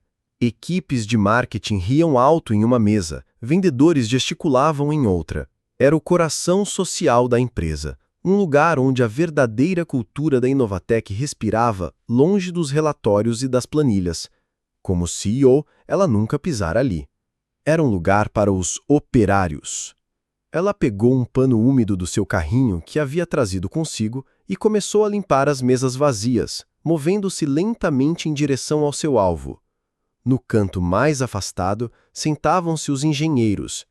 Ela reconheceu imediatamente Lucas e Daniel, os 2 melhores programadores da empresa, os arquitetos por trás de tudo que a Inovatec havia construído. Seus ombros estavam curvados sobre xícaras de café. As expressões eram uma mistura de exaustão e cinismo. Beatriz começou a limpar uma mesa próxima, as costas viradas para eles, os ouvidos atentos. Sua invisibilidade era um superpoder. E então o Cláudio teve a coragem de dizer que a falha foi técnica. Dizia Lucas, a voz cheia de um desprezo amargo. Técnica. Nós avisamos há 6 meses que a arquitetura do sistema não ia aguentar a sobrecarga. Eu tenho os e-mails para provar. E-mails que ele nunca leu, provavelmente. Retrucou Daniel, mexendo o açúcar em seu café com uma violência contida. Lembra quando a gente pediu mais 2 semanas para refaturar o código do módulo principal? A resposta dele foi um e-mail de uma linha. Cumpram o prazo. Agora a culpa é nossa. A empresa inteira acha que nós somos os incompetentes. Eu não vou ficar para ser o bode expiatório de um bando de gerentes que não sabe a diferença entre Java e JavaScript. Beatriz continuou limpando, cada palavra confirmando seu diagnóstico. A equipe estava quebrada, não por incompetência, mas por desrespeito. Já mandei meu currículo para a concorrência, disse Daniel, em voz baixa. A TechCorp está montando uma equipe nova. Pelo menos lá eles ouvem os engenheiros. Eu tenho uma entrevista com eles na sexta, confessou Lucas. Não aguento mais, cara. Não é pelo dinheiro. É pela paixão. Eu amava trabalhar neste projeto. Agora é só um emprego ruim. Ali estava o cerne da questão. Eles não tinham perdido apenas a moral, tinham perdido a paixão. E um programador sem paixão é apenas um digitador de código. Beatriz sentiu uma pontada de algo que não esperava. Culpa. Ela havia criado o ambiente onde a paixão morria. Ela tinha informação suficiente para seu relatório. Podia ir embora, voltar para o subsolo e escrever sua análise. Mas as palavras de Arthur voltaram. Aprenderá a influenciar, em vez de intimidar.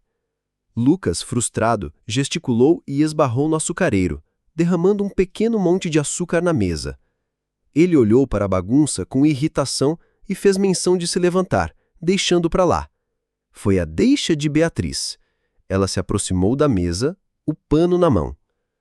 Com licença, senhores, disse ela, a voz neutra, profissional. Lucas e Daniel mal olharam para ela, a faxineira.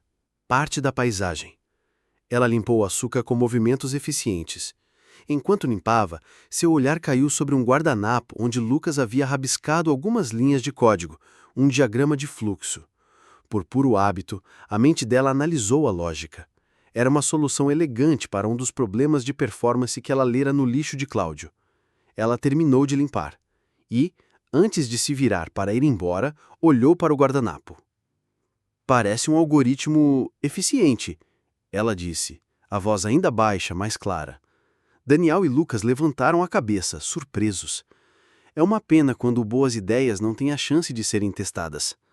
E com isso, ela se virou e se afastou, empurrando seu carrinho, deixando os dois programadores mais brilhantes da empresa a encarando, completamente boquiabertos. Quem era aquela faxineira? Como ela sabia o que era um algoritmo?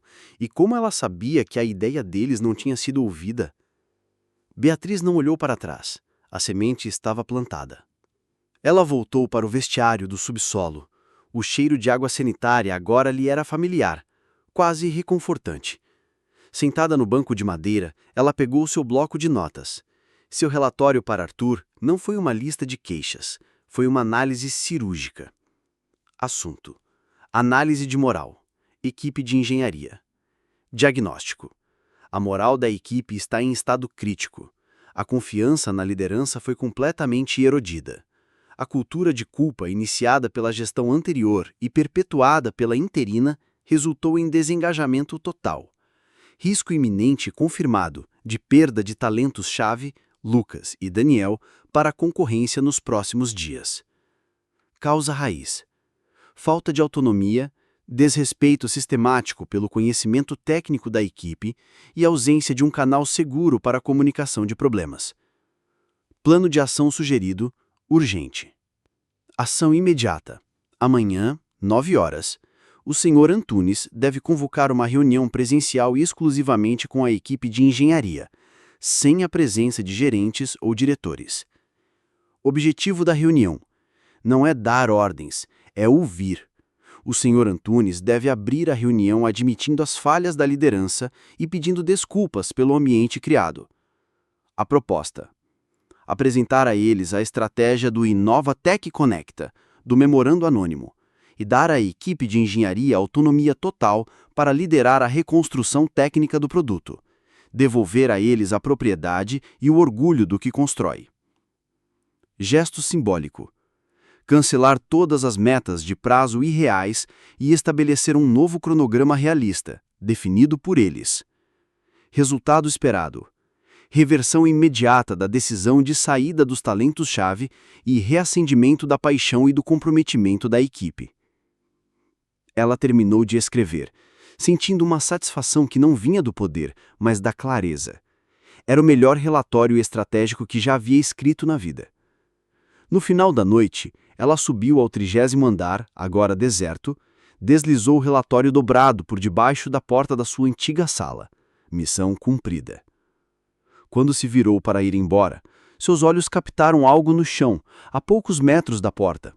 Um pequeno pedaço de papel, amassado, como se tivesse caído do bolso de alguém. Seu instinto de faxineira fez-a se abaixar para pegá-lo. Ela o desamassou. Não era um lixo qualquer. Era uma cópia de uma página do seu arquivo pessoal do RH. Mostrava seu contra-cheque como CEO, um número com muitos zeros. E logo abaixo, seu contra-cheque atual como funcionária de serviços, um número de partir o coração. Ao lado dos dois valores, alguém havia circulado a colossal diferença e escrito com uma caneta vermelha agressiva uma única palavra seguida de um ponto de interrogação. Justiça? Beatriz sentiu um calafrio percorrer a sua espinha. Alguém estava observando. Alguém sabia dos detalhes do seu acordo com Arthur. E essa pessoa não parecia estar do seu lado. A guerra pela alma da Inovatec, ela percebeu, tinha mais jogadores do que ela imaginava. E ela estava bem no centro do tabuleiro. Beatriz passou a noite com a nota amassada guardada na bolsa. Uma pequena bomba de papel que a lembrava de que seu purgatório tinha plateia. E uma plateia hostil. A pergunta, justiça, escrita em vermelho, não era uma questão filosófica. Era uma ameaça. Alguém naqueles corredores polidos a queria fora. Não apenas do cargo de CEO, mas fora da empresa, para sempre. Alguém não estava gostando do estranho jogo de Arthur. Na manhã seguinte, ela vestiu o uniforme azul com uma nova perspectiva. Ele não era mais apenas um símbolo de humilhação. Era sua armadura, sua capa de invisibilidade. E ela precisaria dela. O 30º andar, antes seu reino, agora era um território inimigo. E ela precisava mapear as ameaças. Às 8h55, ela posicionou seu carrinho de limpeza em um local estratégico, perto da área de engenharia, de onde tinha uma visão clara do corredor principal.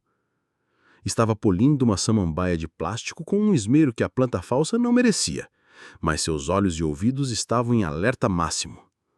Pontualmente às 9h, Arthur Antunes saiu do elevador. Ele não se dirigiu à antiga sala de Beatriz, agora seu centro de comando. Em vez disso, caminhou com sua calma proposital diretamente para o meio da área de trabalho dos programadores. Senhores, bom dia. Poderiam me dar 10 minutos da sua atenção, por favor? A equipe de engenharia, que trabalhava sob uma nuvem de desmoralização, levantou a cabeça surpresa. O fundador recluso, o homem mais poderoso da empresa, estava ali, no meio de suas baias, falando diretamente com eles. Lucas e Daniel, os dois programadores que estavam com um pé fora da porta, trocaram um olhar cínico. Provavelmente vinha mais uma bronca. Gostaria de pedir que os gerentes de projeto nos deem licença por um momento. Esta é uma conversa apenas com quem põe a mão na massa. O queixo dos gerentes caiu. Serem dispensados de uma reunião em seu próprio território era inédito. Eles saíram, confusos e ofendidos, passando por Beatriz sem notá-la. Arthur esperou que a sala ficasse apenas com os engenheiros. Ele se apoiou na beirada de uma mesa, recusando-se a assumir uma postura de poder. Eu quero começar, disse ele, a voz grave, pedindo desculpas. A liderança desta empresa falhou com vocês. Falhou em ouvir, falhou em respeitar seu conhecimento e, o mais importante, falhou em lhes dar as ferramentas e a autonomia para fazerem o que fazem de melhor: criar. Beatriz, observando de longe, sentiu um nó na garganta. Era a primeira vez que ouvia um pedido de desculpas em um ambiente corporativo que não fosse seguido de um "mas". O projeto Fênix, da forma como foi conduzido, foi um erro, admitiu Arthur. Um erro de gestão, não de execução técnica. Vocês foram forçados a trabalhar sob prazos irreais e com especificações falhas. A culpa pelo fracasso não é de vocês, é nossa. O silêncio na sala era total. Os rostos cínicos dos programadores começaram a se suavizar, substituídos por uma surpresa genuína. Lucas e Daniel se entreolharam, a hostilidade em seus olhos diminuindo. Recebi uma análise anônima que, continuou Arthur, que propõe uma mudança de rota, uma mudança que eu acredito ser a correta. Ele então resumiu o plano de Beatriz, matar a Fênix, criar o Conecta básico, focar na funcionalidade, obter feedback real e então ele jogou a isca. Mas isso é apenas um rascunho, uma ideia, e ideias não valem nada sem uma equipe brilhante para executá-las. Por isso, estou aqui para propor um acordo. O projeto, a partir de hoje, é de vocês. Autonomia total. Vocês definem a arquitetura, vocês definem o cronograma, vocês decidem o que é viável. Meu único trabalho será remover os obstáculos do caminho de vocês. Foi como se ele tivesse aberto as janelas em uma sala que estava sem ar há anos. Um programador mais jovem, que Beatriz nunca tinha visto falar em nenhuma reunião, levantou a mão. Quer dizer que, se a gente achar que uma função é lixo, a gente pode simplesmente não fazer? Quero que vocês não apenas não façam, mas que me expliquem, com dados, por que é lixo, respondeu Arthur. Eu não quero mais obediência. Quero argumentos. Quero paixão. Lucas, que tinha a entrevista de emprego marcada para sexta-feira, se inclinou para a frente. E quanto ao marketing? Eles vão continuar prometendo o impossível?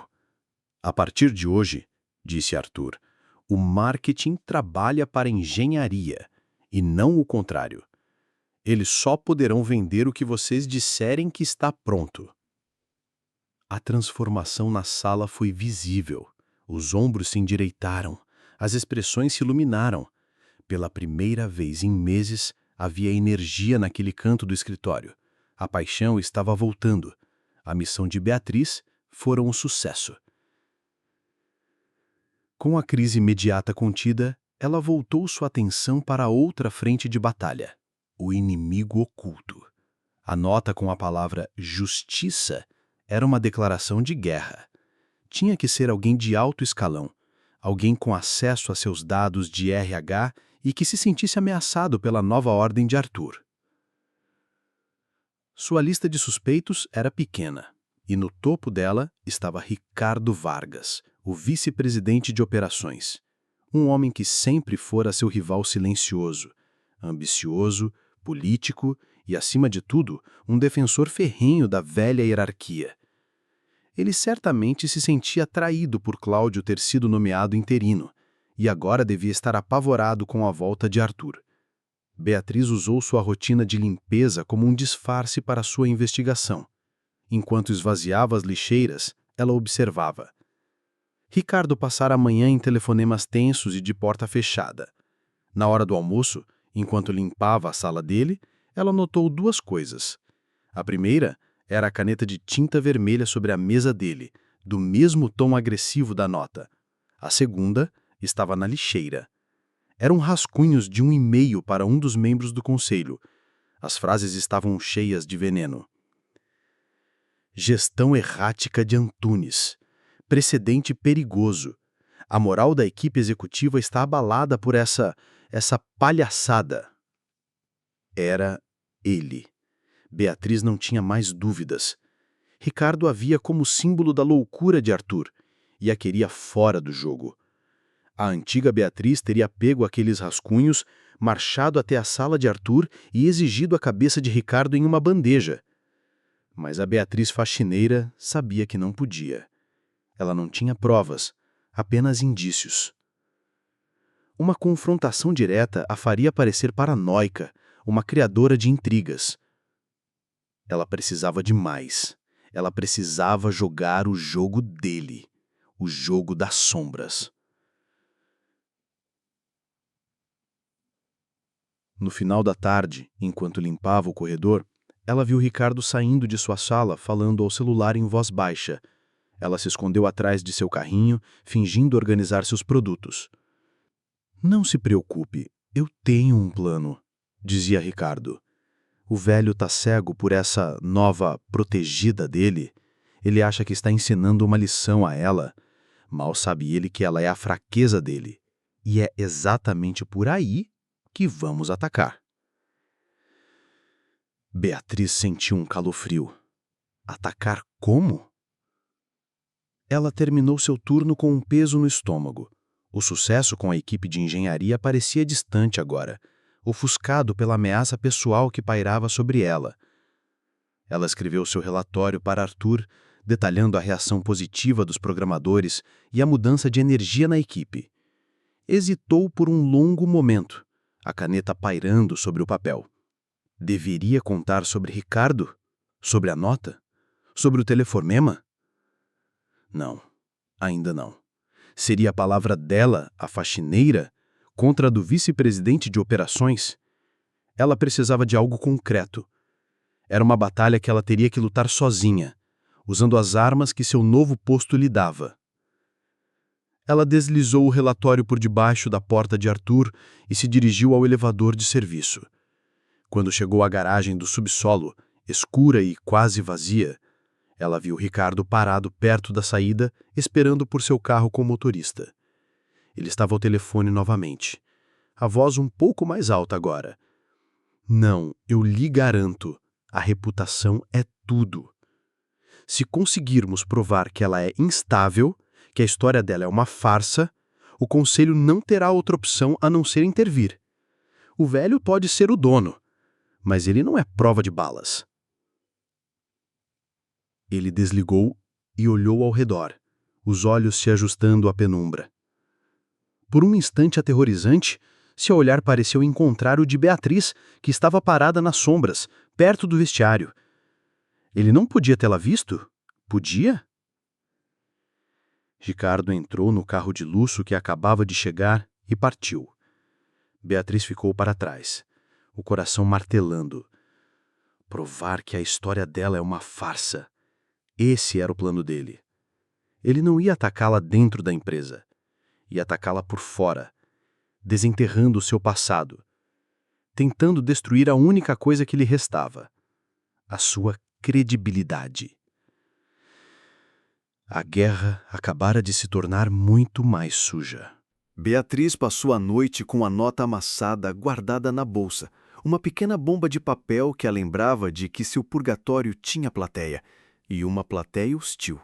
A pergunta justiça, escrita em vermelho, não era uma questão filosófica, era uma ameaça. Alguém naqueles corredores polidos a queria fora, não apenas do cargo de CEO, mas fora da empresa, para sempre. Alguém não estava gostando do estranho jogo de Arthur. Na manhã seguinte, ela vestiu o uniforme azul com uma nova perspectiva. Ele não era mais apenas um símbolo de humilhação. Era sua armadura, sua capa de invisibilidade. E ela precisaria dela. O 30º andar, antes seu reino, agora era um território inimigo e ela precisava mapear as ameaças. Às 8h55, ela posicionou seu carrinho de limpeza em um local estratégico, perto da área de engenharia, de onde tinha uma visão clara do corredor principal. Estava polindo uma samambaia de plástico com um esmero que a planta falsa não merecia, mas seus olhos e ouvidos estavam em alerta máximo. Pontualmente às 9, Arthur Antunes saiu do elevador. Ele não se dirigiu à antiga sala de Beatriz, agora seu centro de comando. Em vez disso, caminhou com sua calma proposital diretamente para o meio da área de trabalho dos programadores. Senhores, bom dia. Poderiam me dar 10 minutos da sua atenção, por favor? A equipe de engenharia, que trabalhava sob uma nuvem de desmoralização, levantou a cabeça surpresa. O fundador recluso, o homem mais poderoso da empresa, estava ali, no meio de suas baias, falando diretamente com eles. Lucas e Daniel, os 2 programadores que estavam com um pé fora da porta, trocaram um olhar cínico. Provavelmente vinha mais uma bronca. Gostaria de pedir que os gerentes de projeto nos deem licença por um momento. Esta é uma conversa apenas com quem põe a mão na massa. O queixo dos gerentes caiu. Serem dispensados de uma reunião em seu próprio território era inédito. Eles saíram confusos e ofendidos, passando por Beatriz sem notá-la. Arthur esperou que a sala ficasse só com os engenheiros. Ele se apoiou na beirada de uma mesa, recusando-se a assumir uma postura de poder. Eu quero começar, disse ele, a voz grave, pedindo desculpas. A liderança desta empresa falhou com vocês, falhou em ouvir, falhou em respeitar seu conhecimento e, o mais importante, falhou em lhes dar as ferramentas e autonomia para fazerem o que fazem de melhor: criar. Beatriz, observando de longe, sentiu um nó na garganta. Era a primeira vez que ouvia um pedido de desculpas em um ambiente corporativo que não fosse seguido de um mas.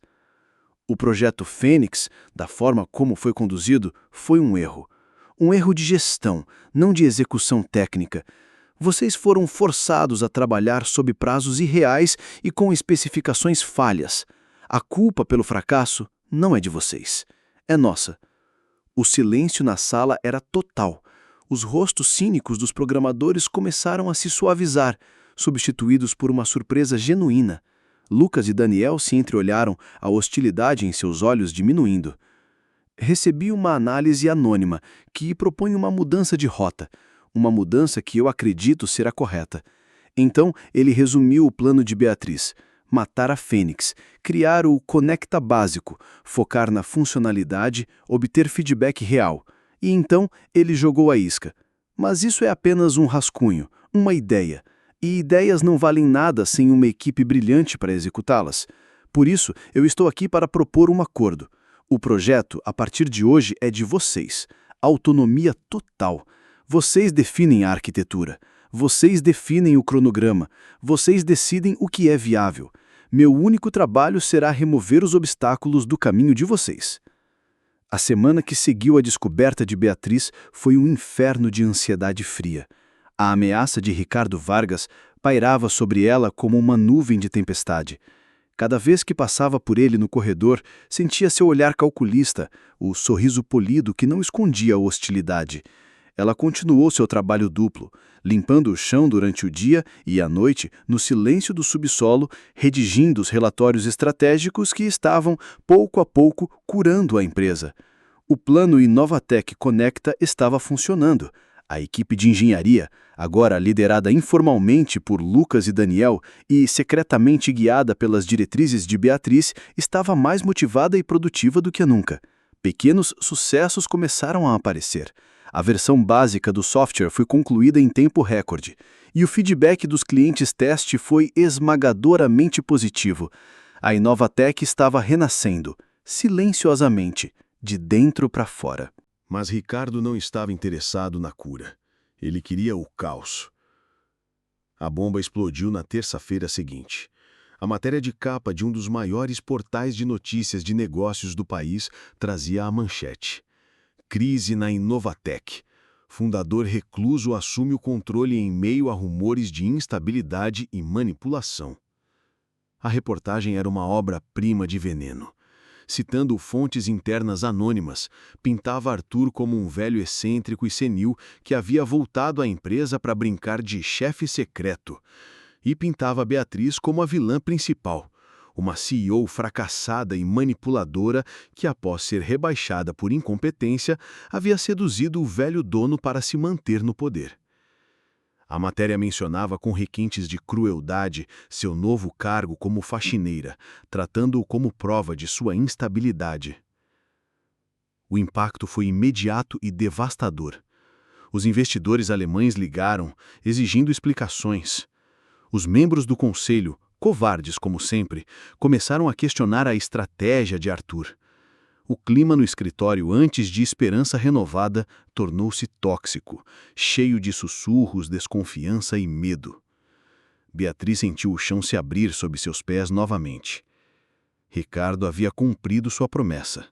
Estava atacando sua credibilidade, sua história, sua sanidade. Naquela tarde, Arthur a convocou. Pela primeira vez, ela ouviu com uma expressão de raiva contida. Ele cruzou a linha, disse Arthur, apontando para a tela do computador com a matéria.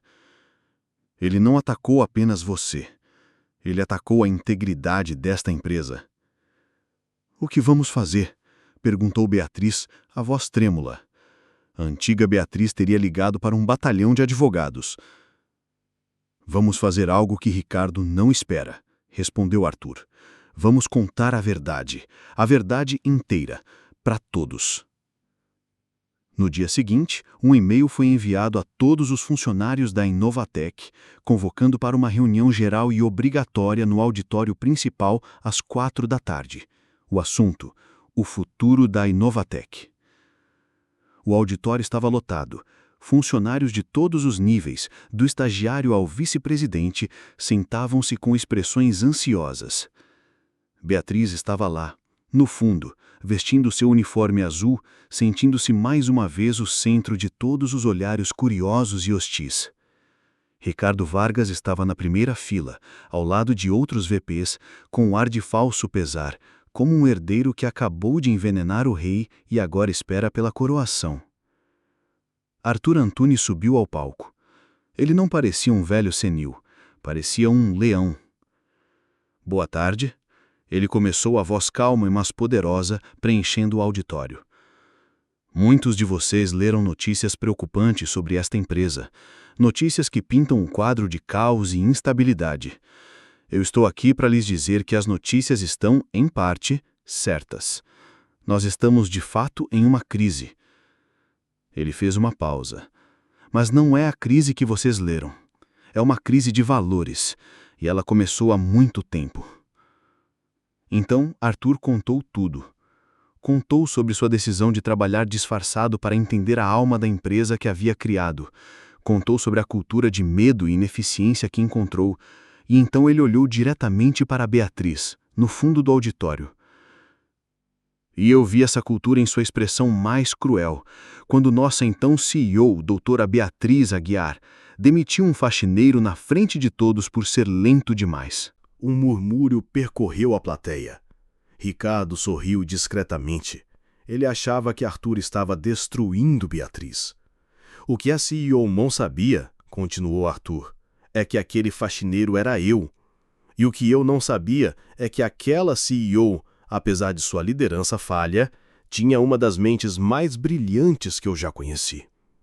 Ele contou sobre a requalificação, sobre o memorando anônimo, sobre a consultora Sombra, sobre como, das cinzas de sua humilhação, Beatriz havia, anonimamente, salvado o projeto mais importante da empresa. A pessoa que escreveu o plano que está revitalizando esta empresa não foi um diretor. Foi a mulher que vocês viram limpando o chão nas últimas semanas. Beatriz, por favor, suba aqui. O mundo de Beatriz parou. 300 pares de olhos se viraram para ela. Tremendo, ela caminhou pelo corredor e subiu ao palco, ainda em seu uniforme azul. Eu cometi erros terríveis, ela disse ao microfone, a voz embargada, mas clara. Eu liderei pelo medo. Eu julguei as pessoas por seus cargos e não por seu valor. Eu humilhei um homem bom. E eu estava errada. Ela olhou para a equipe. Eu peço desculpas, não como ex-CEO, mas como colega. Eu aprendi, da forma mais dura, que uma empresa não é feita de números, é feita de pessoas. Ricardo, na primeira fila, estava lívido. Seu plano havia implodido. Eu sei que há fontes anônimas que questionam esta história, disse Arthur, olhando diretamente para Ricardo. Então, não acreditem em mim. Acreditem nos resultados. Lucas, Daniel, vocês podem se levantar? Os 2 programadores se levantaram. É verdade que há um mês vocês estavam prestes a se demitir? Sim, senhor, disse Lucas, a voz firme. E por que ficaram? Porque pela primeira vez em anos alguém nos ouviu, alguém nos deu autonomia e nos tratou com respeito. E a estratégia que estamos seguindo agora, ela funciona. Um a um, outros funcionários começaram a falar, contando sobre a mudança no ambiente, sobre a nova esperança. A narrativa de Ricardo estava sendo desmantelada, não por ordens de um chefe, mas pelo testemunho coletivo da própria empresa. Finalmente, Arthur se virou para Ricardo. Ricardo, nesta empresa nós valorizamos a transparência e a lealdade. A sua fonte anônima para a imprensa não foi um ato de preocupação. Foi um ato de traição, para semear o caos em benefício próprio. Arthur não levantou a voz. Ele não precisava. Nós não destruímos pessoas para subir, Ricardo. Nós construímos juntos. Você não pertence mais aqui. Por favor, retire-se. Ricardo se levantou, o rosto uma máscara de ódio, e saiu do auditório sob o olhar de desprezo de 300 colegas. Então Arthur se virou para Beatriz. E quanto a você, Beatriz, seu programa de requalificação está oficialmente encerrado. Você passou com louvor. Mas a senhora não voltará a ser CEO. Aquele cargo não existe mais. Um suspiro coletivo de surpresa. A Inovatec não precisa de um único comandante no topo. Precisa de uma nova forma de liderar. A partir de hoje, a doutora Beatriz Aguiar assume o cargo recém-criado de Diretora de Estratégia e Cultura. Seu trabalho será garantir que as ideias e as pessoas sejam sempre mais importantes que os cargos e os processos. O auditório explodiu em aplausos. Eram aplausos para Arthur, para a nova Inovatec, mas principalmente para a mulher de uniforme azul parada no palco que chorava silenciosamente, não de tristeza, mas de redenção. Meses depois, a Inovatec era outra empresa. Vibrante, colaborativa, inovadora. Beatriz, no seu novo cargo, passava mais tempo conversando com as equipes nos corredores do que em sua sala, que não era mais no canto, mas uma sala de vidro acessível no meio do andar. Certo dia, Arthur entrou na sala dela. Beatriz estava olhando para um pequeno quadro que mandou emoldurar e pendurar na parede. Era uma foto do velho carrinho de limpeza de Arthur. Uma lembrança? Ele perguntou. Um lembratório. Ela corrigiu. Um lembratório de que a melhor vista de uma empresa, às vezes, é a do chão. Eles sorriram, uma parceria improvável, forjada no fogo da humilhação e da sabedoria. A empresa que quase faliu pela arrogância de uma CEO foi salva pela humildade de uma faxineira. E Beatriz Aguiar, a mulher que teve de perder tudo, finalmente entendeu que a verdadeira liderança não é sobre estar no topo. É sobre saber como é estar embaixo.